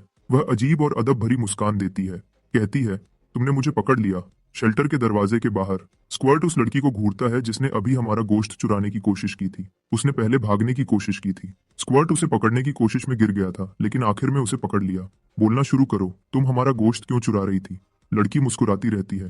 स्क्वाट का गुस्सा बढ़ता है, क्योंकि मेरे पास खाने को कुछ नहीं था। वह शर्मिंदा होकर अपना सर झुका लेती है। उसकी सीधी बात सुनकर स्क्वाट उसे चुपचाप देखता रह जाता है। आग की रोशनी में मैं उसे साफ देखता हूँ और पहचान जाता हूँ, ये मौत है और वह कमजोर नहीं है। उसका हर दिन का एवरेज स्कोर हमेशा टॉप 5 में रहता है। तुम्हारी आज रात की हरकत ने हमारी नींद खराब की और हमारी फ्लैशलाइट की बैटरी भी खर्च की। मैं शांति से नुकसान बताता हूँ। मौत सर हिलाती है और अपने दोनों हाथ आगे करती है, हथेलियां ऊपर। वह अपनी आंखें बंद करती है, कहती है, मारो मुझे। हम तुम्हें क्यों मारेंगे? स्क्वाट थककर कहता है, जब तुम चोरी करते हो और पकड़े जाते हो तो मार पड़ती है। क्या सबको ये नहीं पता? हम तुम्हें मारेंगे नहीं, लेकिन तुम पर हमारे नुकसान का कर्ज है। अगर तुम्हें कोई कीमती चीज मिली है तो वह चलेगी, अगर नहीं तो वह घास का बना हुआ जो तुमने पहना है वह दे दो। मौत अपनी घास की बुनी हुई चीज को थोड़ा और कसकर पकड़ लेती है, लेकिन उसके पास सच में कोई कीमती चीज नहीं है। क्या जानकारी पेमेंट में चलेगी? मैं सर हिलाता हूँ। सुनो, मौत अपना दिन बताना शुरू करती है। जब सब अलग हो गए थे वह अकेली घने जंगल में चली गई और अंदर जाने के बाद उसे घने जंगल में एक गुफा मिली। लेकिन जैसे ही वह अंदर गई उस पर रेजर क्लॉज के झुंड ने हमला कर दिया। उनके दांत और पंजे बहुत तेज थे, वह बहुत जोर से मारते हैं। उसका सारा सामान खो गया और वह घाटी से भाग गई। जगह से अनजान होने की वजह से वह लगभग पकड़ी गई थी। मुश्किल वक्त में एक बहुत बड़ा आदमी लगभग 2 मीटर लंबा घाटी की गहराइयों में थोड़ी देर के लिए दिखा और फिर गायब हो गया। उसके साथ एक गहरी गरजने वाली आवाज भी आई। रेजर क्लॉज ने वह आवाज सुनी और उसका पीछा करना छोड़ दिया। दुम दबाकर भाग गए। घाटी से बाहर निकलने के बाद उसके पास शिकार करने की कोई ताकत नहीं बची थी। तभी उसने पेड़ पर लटका हुआ सुअर का गोश्त देखा तो उसने रात होने का इंतजार किया और अपना काम किया। मौत की बात सुनने के बाद और स्क्वाट ने जो खतरे के लेवल के बारे में बताया था उसे मिलाकर मुझे लगता है कि थोड़ा और उसके बारे में बताना अच्छा होगा। वह 2 मीटर लंबा आदमी शायद कोई मामूली चीज नहीं है। जैसे ही मैं सोच रहा था कि मौत की कहानी कैसे चेक करूं, स्क्वर्ट बिल्कुल सीधे मुंह से कहता है, मुझे पता है कि वह झूठ बोल रही है या नहीं। वह मौत के पास जाता है। पूरी कहानी फिर से सुनाओ, लेकिन उल्टा। जब तुमने गोश्त चुराया वहां से शुरू करो और शुरुआत तक जाओ। मौत हैरान दिखती है लेकिन बात मानती है, सब कुछ उल्टे ऑर्डर में बताती है। जब वह खत्म करती है, स्क्वर्ट मुझे एक तरफ खींचता है और धीरे से कहता है, वह सच बोल रही है। लोग सिर्फ उसी ऑर्डर में झूठ बोल सकते हैं जिस ऑर्डर में चीजें हुई हैं। उल्टा जाने पर झूठा हमेशा पकड़ा जाता है। ये तुमने कहाँ से सीखा? मेरे पापा ने सिखाया था। एक बार वो काम से वापस आए और मैंने उन्हें बताया कि मैं पूरा टाइम पढ़ाई कर रहा था। उन्होंने मुझे सब कुछ उल्टा बताने को कहा। मैं आगे झुकता हूँ। और फिर क्या हुआ? स्क्वर्ट की मुस्कान रुक जाती है। फिर उन्होंने मुझे मारा। मौत के पास वापस जाते हैं। तुम जा सकती हो। वह सर हिलाती है, लेकिन उसकी आंखें बर्तन में रखी दर्जनों बेरीज से नहीं हट रही हैं और उसके पेट से एक लंबी धीमी आवाज आती है। मौत ने आज जो कुछ भी झेला उस सबको याद करते हुए। उसकी लड़ने की ताकत स्क्वर्ट से साफ तौर पर ज्यादा है और दोनों को उस गुफा को मिलकर खोजने से फायदा हो सकता है। यह सोचकर मैं मुट्ठी भर बेरीज लेता हूँ और उसके हाथ में देता हूँ। तुमने जो जानकारी दी वह कीमती थी, यह तुम्हारी है। मौत की आंखें चमक उठती हैं। वह उन्हें सेकंड्स में खा जाती है। 2 निवाले और वह खत्म। साफ है कि उससे उसका पेट बिल्कुल नहीं भरा। मैं सही मौका देखता हूँ। क्या साथ काम करना चाहती हो? हम उस गुफा को एक टीम की तरह खोजेंगे। बची हुई बेरीज का आधा हिस्सा तुम्हारा होगा और एक टुकड़ा गोश्त भी। मेरी पेशकश सुनने के बाद मौत हिचकिचाती है। वह बर्तन में रखी बेरीज पर चोरी छिपे नजर डालती है, लालच को रोकती है और धीरे से कहती है, शुक्रिया।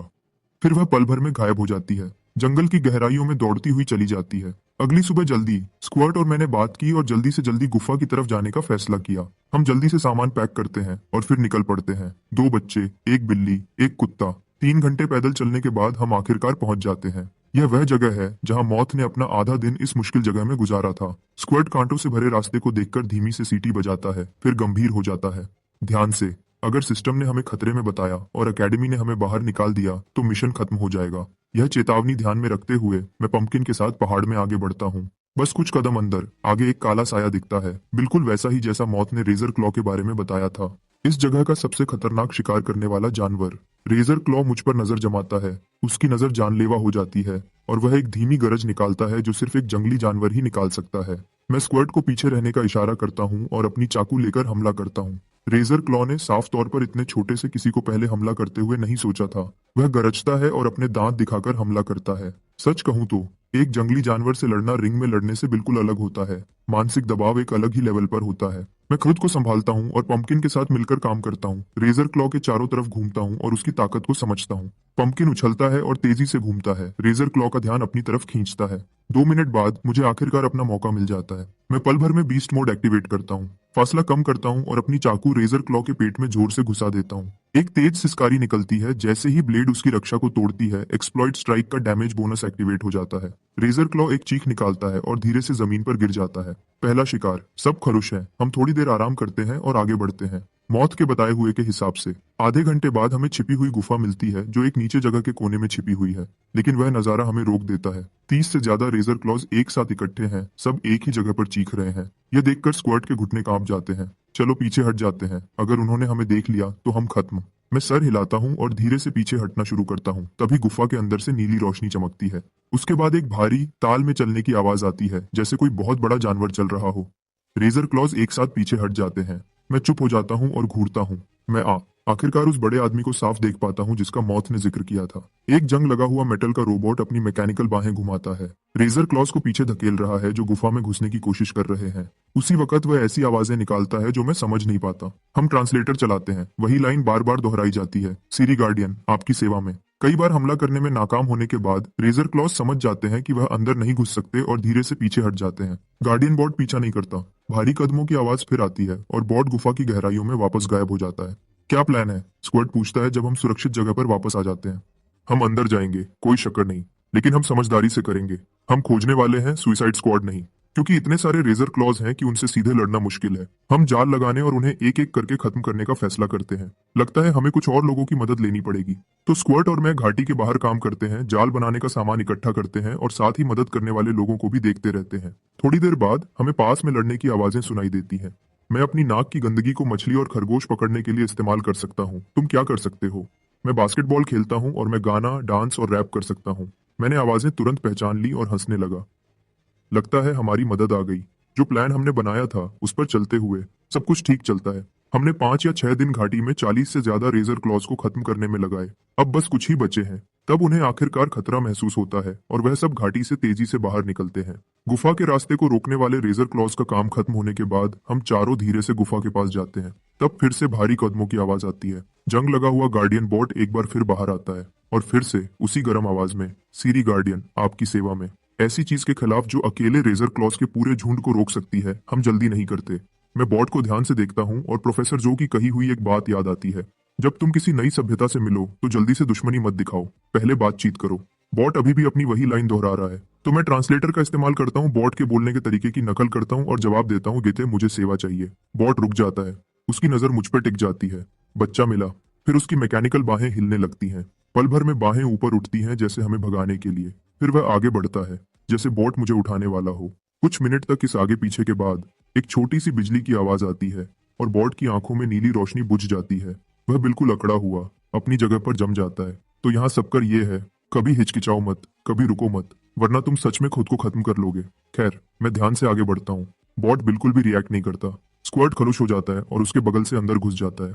हम अपनी फ्लैशलाइट्स जलाते हैं। गुफा सीधी है, कोई शाखाएं नहीं, एक सिरे से दूसरे सिरे तक दिखती है। दो बड़े खुले मेटल के दरवाजों के आगे एक छोटा सा अलग थलग रहने का बेस है। सबसे आखिरी में दो शरीर, एक आदमी और एक औरत, एक दूसरे से टिके हुए हैं। मैं अपनी बात वापस लेता हूँ, वह इंसान जैसे हैं।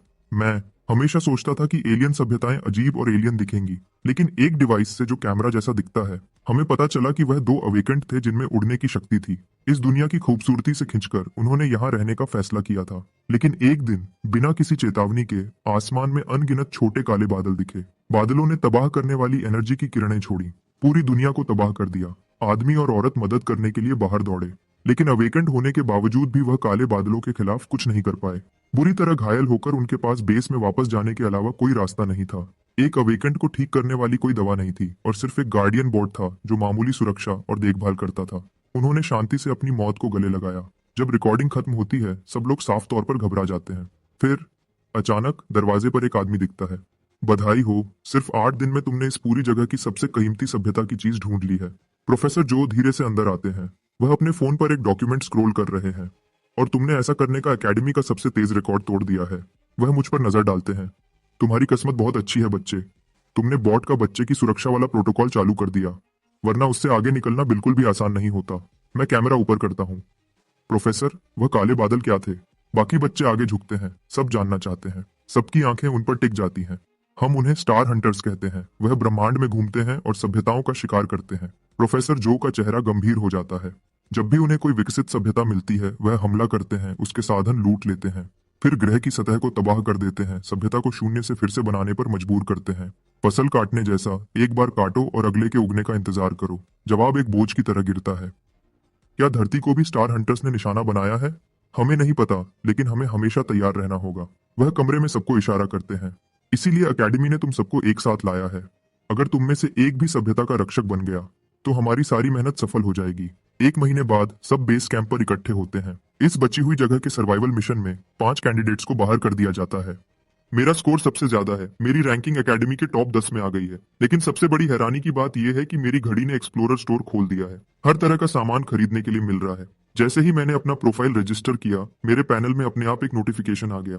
1 सेकंड भी बिना सोचे मैंने उस एक्सप्लोरर क्लास को अनलॉक करने के लिए टैप किया जिसका मैं इंतजार कर रहा था। कुछ दिन बाद एगहेड अलविदा कहने आता है। वह सिलेक्शन में पास हो गया है। वह अकेडमी का इतिहास में 27वां एस रैंक टैलेंट बन गया है।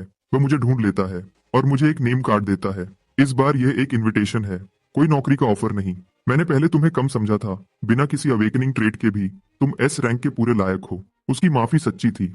जब भी तुम्हें मौका मिले तुम मेरी फैमिली की कंपनी में आ सकते हो। मैं कार्ड लेता हूँ और सर हिलाता हूँ। एगहेड के जाने के बाद मेरी रैंकिंग अपने आप 9वें पर आ जाती है। कुछ दिन बाद मौत अलविदा कहने आती है। वह मुझे शुक्रिया कहती है। उसकी रेमनेंट एक्सप्लोरेशन की शुरुआत मुश्किल थी, लेकिन उसने अच्छे नंबर हासिल किए और इसका कुछ क्रेडिट मुझे भी जाता है। उसे आखिर में ए रैंक मिला। मौत के जाने के बाद मेरी रैंकिंग 6ठे पर पहुंच जाती है। अब तक 1 साल के प्रोडिजी की कहानी पूरी एकेडमी में फैल चुकी थी। खास गुप्तता के इंतजाम किए गए हैं। उसके बाद से मैं लगभग पूरा अकेला ही पढ़ता और ट्रेनिंग करता हूँ। प्रोफेसर जो को देखते हुए वह हमेशा सब कुछ जानते हुए लगते हैं। एक दिन मैंने अंदाजा लगाया और पूछा, क्या आप एक अवेकेंड प्रोफेसर हैं? वह अपनी वुल्फबेरी ड्रिंक का घूंट लेते हैं और मुस्कुराते हैं। तुम्हें क्या लगता है? और मैं सोचता हूँ कि क्या मैं अंदाजा लगाऊंगा। मैं मुड़ता हूँ और चला जाता हूँ। चेकमेट। वह बस मुझे देखता रह जाता है। आधे महीने बाद दुन्नो की बारी थी एकेडमी छोड़ने की। वह उदास दिख रहा था, उसे सिर्फ C+ रेटिंग मिली थी। लेकिन दुन्नो दुखी नहीं था, बल्कि वह आगे की तरफ उत्साह से देख रहा था। मैं अच्छा दिखता हूँ, मैं गाना गा सकता हूँ और डांस कर सकता हूँ, और मैं बॉल भी खेल सकता हूँ। मैं एक ट्रेनी के रूप में डेब्यू कर सकता हूँ, कौन जानता है, शायद मैं बड़ा बन जाऊं। एक हफ्ते बाद स्क्वर्ट और बुगर को उनकी रेटिंग्स मिलती हैं। स्क्वर्ट को B+ मिलता है, बुगर को B मिलता है। दोनों जीनियस स्टैंडर्ड को पूरा करते हैं और पूरे फायदे के पैकेज के लिए क्वालिफाई करते हैं। वह तुरंत जल्दी जाने के लिए अप्लाई करते हैं ताकि अपनी फैमिलीज के साथ सेलिब्रेट कर सकें। उनके जाने से पहले हम तीनों एकेडमी की कैफेटेरिया में साथ में खाना खाते हैं। दोनों के लिए स्क्वर्ट और बुगर गंभीर चेहरों के साथ अपनी सोडा कैंस उठाते हैं, अपने बगल की खाली सीट को देखते हुए, जैसे दोनों पहले ही एक हीरो की मौत मर चुका हो। फिर बुगर मेरी तरफ मुड़ता है, तुम बोर्ड पर नंबर 1 हो, या तो S रैंक या A+ होना ही चाहिए। हाँ, अगर तुम्हें SEH रैंक नहीं मिलता तो इस एकेडमी को चलाने वाले लोग पूरे बेकार हैं। सिलेक्शन पास करने के बाद से बुगर अपनी बातों में काफी हिम्मत वाला हो गया है, और सच कहूं तो मुझे लगता है कुछ सालों में मैं शायद तुम्हारे पीछे चल रहा होऊंगा। वह मुझे अपने कॉन्टैक्ट डिटेल्स और घर के एड्रेस देते हैं, कहते हैं जब भी मैं चाहूं उनसे मिलने आ सकता हूं। इसी बीच एकेडमी के कॉन्फ्रेंस रूम में इवैल्यूएटर्स का एक ग्रुप गर्मा गर्म बहस कर रहा है।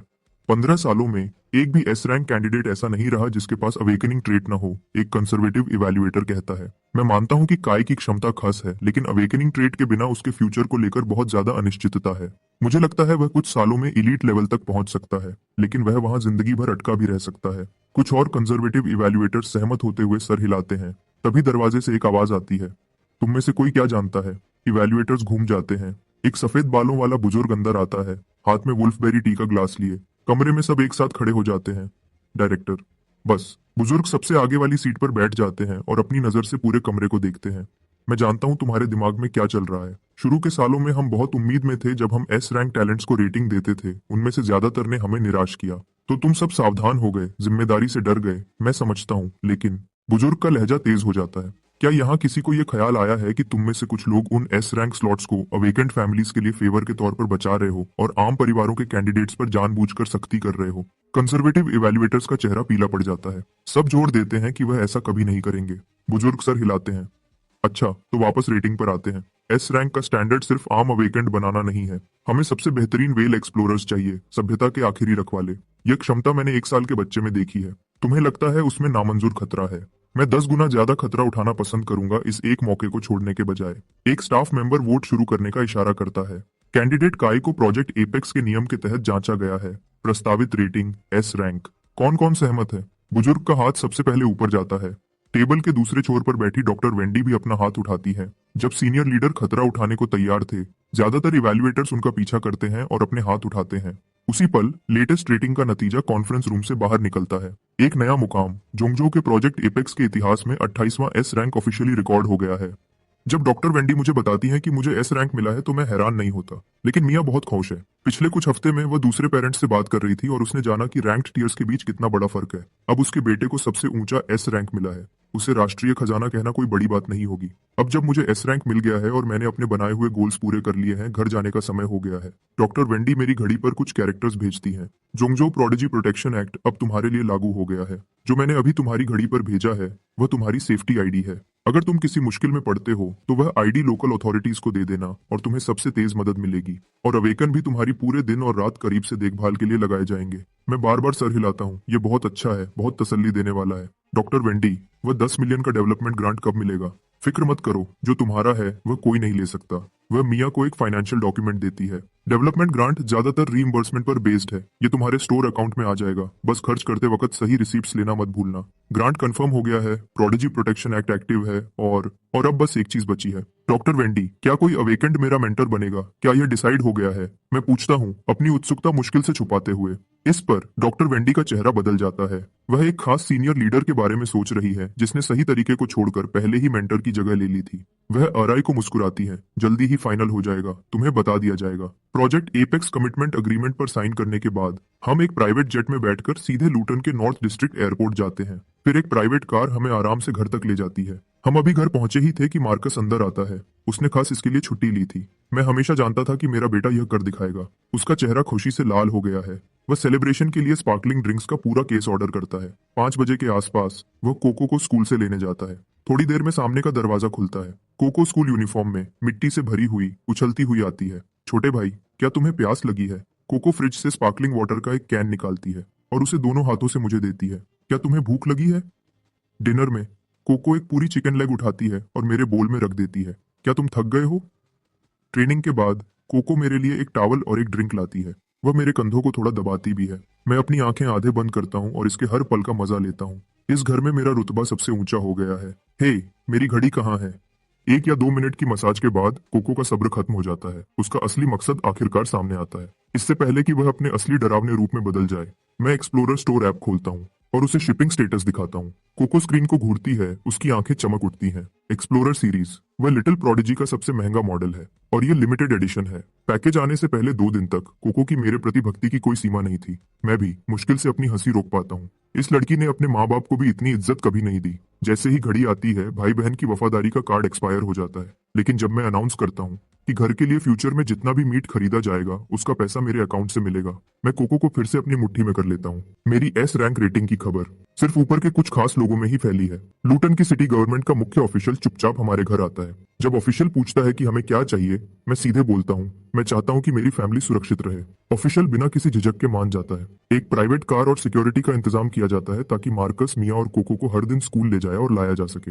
एक बड़ा अपार्टमेंट और एक सरकारी रेजिडेंशियल कॉम्पाउंड भी ऑफर किया जाता है, बिना किराए के और 20 साल रहने के बाद पूरी मालिकाना हक। मार्कस और मिया वहां हैरानी में खड़े हैं, आखिरकार समझ रहे हैं कि अब चीजें कितनी अलग हैं। शिफ्ट होने के दौरान मैं बस हर दिन बिना किसी छुट्टी के ट्रेनिंग करता हूँ, अपने मेंटोर के असाइनमेंट के फाइनल होने का इंतजार करते हुए। पूरा 1 महीना बीत जाता है जब आखिरकार ईमेल आता है। नाम लिखा है सीनियर प्रोफेसर जो। ये एकेडमी के वही पुराने प्रोफेसर हैं, तो वह सच में अवेकेंड नहीं है। मेरी घड़ी बजती है। छोटे, अब मैं तुम्हारा मेंटर हूँ। हैरान हो? ये नहीं सोचा था। तुम्हारे लिए एक छोटा सा गोल है, 4 साल के अंदर एलीट लेवल तक पहुंचो। अगर ऐसा करते हो तो एक बड़ा इनाम इंतजार कर रहा है, और अगर तुम नहीं करते तो मैं खुद लूटन आकर तुम्हें थप्पड़ मारूंगा। मैं थोड़ा सिकुड़ता हूँ। पता नहीं क्यों, मुझे शक नहीं है कि वह सच में ऐसा करेंगे। खुशकिस्मती से ये गोल मेरे लिए बिल्कुल भी मुश्किल नहीं है। स्कूल तब तक इंतजार कर सकता है जब तक तुम एलीट लेवल तक नहीं पहुंच जाते। ट्रेनिंग के लिए बस मेरे इंतजाम को फॉलो करना। एक मेंटर का होना सच में बोझ कम कर देता है। मैं अच्छे मूड में फोन रखता हूँ, मेंटर की खबर का इंतजार करते हुए। कोको मेरी स्पारिंग पार्टनर रही है। हर शाम हम साथ में कॉम्बैट प्रैक्टिस करते हैं। एकेडमी जाने से पहले कोको को हराने के लिए पूरी कोशिश और कुछ नए तरीके लगते थे। मुझे हर मौका ढूंढना पड़ता था ताकि साइज के फर्क को पूरा कर सकूं। वापस आने के बाद हम बराबर के थे, 50-50। कोको हैरान है, वो फिर से मुझे एलियन फ्रीक कहने लगी है। कुछ दिन बाद प्रोफेसर जो फोन करते हैं, ट्रेनिंग फैसिलिटी और तुम्हारा कोच सब तैयार है। पूरी जगह सिर्फ मेरी है। इक्विपमेंट के लिए इंतजार नहीं करना पड़ेगा। जो भी मैं ट्रेन करना चाहूँ जब भी चाहूँ। घर से आधे घंटे की दूरी पर। यह है जिंदगी। थोड़ी देर बाद प्रोफेसर जो ने जिस कोच का इंतजाम किया था वह आती है, एक जवान औरत जिसके ऊंचे पोनीटेल है। हेलो, मैं तुम्हारी पर्सनल कोच टीना हूँ। हाय कोच टीना। मैं बारबेल को रखता हूँ और दौड़कर पास जाता हूँ। मानसिक रूप से तैयार होने के बावजूद कोच टीना अपनी आंख को फड़कने से रोक नहीं पाती जब वह 100 केजी बारबेल देखती है। परिचय के बाद मैं उसके क्रेडेंशियल्स देखता हूँ। कोई ऐतराज नहीं। हम आगे के लिए ट्रेनिंग प्लान फाइनल करते हैं। मैं उसके बारे में हर चीज से संतुष्ट हूँ। फिर मैं सवाल पूछता हूँ, कोच टीना, 1 साल की तुम्हारी फीस क्या है? वह मुस्कुराती है। ज्यादा नहीं है, इसे एक एहसान समझो। मैंने तुम्हें दोस्तों और फैमिली वाला रेट दिया है, 2 मिलियन साल का। बहुत अच्छा, बहुत अच्छा, बहुत अच्छा। मैं बार बार सर हिलाता हूँ। ये पहली बार है जब मैंने सच में दोस्ती की कीमत समझी है। जब मैं सब जोड़ता हूँ, ट्रेनिंग फैसिलिटी, पर्सनल कोच, मैं पहले ही $8 मिलियन के कर्ज में हूँ। बदकिस्मती से इस पर कम ब्याज है और 18 साल का होने तक इसकी चुकौती नहीं करनी है। कम से कम ये कंट्रोल से बाहर नहीं जाएगा। इतने कर्ज के साथ मैं खुद को एक बिल्कुल न रुकने वाली ट्रेनिंग रूटीन में झोंक देता हूँ। मैं कसम खाता हूँ कि हर पैसा वापस कमाऊंगा। कोच टीना पूरी तरह प्रोफेशनल है। जो भी मैं करना चाहता हूँ वह सिखाती है। उस पल से मेरी सभी स्किल्स के एक्सपीरियंस पॉइंट्स तेजी से बढ़ने लगते हैं। समय तेजी से गुजरता है। मिरर मोड और ओवरड्राइव दोनों डबल बूस्ट के रूप में एक्टिव हैं। मैं हर दिन तेजी से तरक्की करता हूँ। जब बसंत आता है, वह मौसम जब हर साल संक्रामक बीमारियां फैलने लगती हैं। मुझे पिछली बसंत याद है, एक गंभीर महामारी फैल गई थी। मिया घर पर फंसी हुई थी, अपने स्टूडेंट्स के लिए ऑनलाइन क्लासेस चला रही थी। लेकिन मुझे हमेशा लगता था कि यह अवेकेंट से जुड़ा हो सकता है। तो मैं प्रोफेसर जो को मोटा मोटा बताता हूँ और पूछता हूँ कि क्या अवेकेंट से जुड़ी घटनाओं की जानकारी तक पहुंचने का कोई तरीका है। प्रोफेसर जो मुझे एक रेफरल कोड भेजते हैं, फिर मेरी घड़ी पर एक ऐप भेजते हैं। लेकिन वह एक बात साफ करते हैं, मुझे खुद जांच नहीं करनी है। मैं सिर्फ डेटाबेस आर्काइव्स देख सकता हूँ। मैं ऐप इंस्टॉल करता हूँ और उसे खोलता हूँ। मैं कीवर्ड्स टाइप करता हूँ, ग्रीन फ्लाई। डेटाबेस तुरंत कई केसेस दिखाता है। वह सच में अवेकेंट लेवल की शक्तियों से जुड़े हैं। जैसे ही मैं ध्यान से पढ़ता हूँ, मेरा चेहरा गंभीर हो जाता है। हर एक केस में बड़े पैमाने पर मौत की महामारी शामिल है। मिडीवल यूरोप की ब्लैक डेथ से लेकर 1918 की स्पेनिश फ्लू तक, इन सभी बदनाम महामारियों में ग्रीन फ्लाई के निशान मिलते हैं। ओवरसीज में अवेकेंड ऑपरेटिव्स की लंबी जांच के बाद यह रास्ता एक पौराणिक जीव की तरफ जाता है, बेएल्ज़ेबब, लॉर्ड ऑफ द फ्लाइज।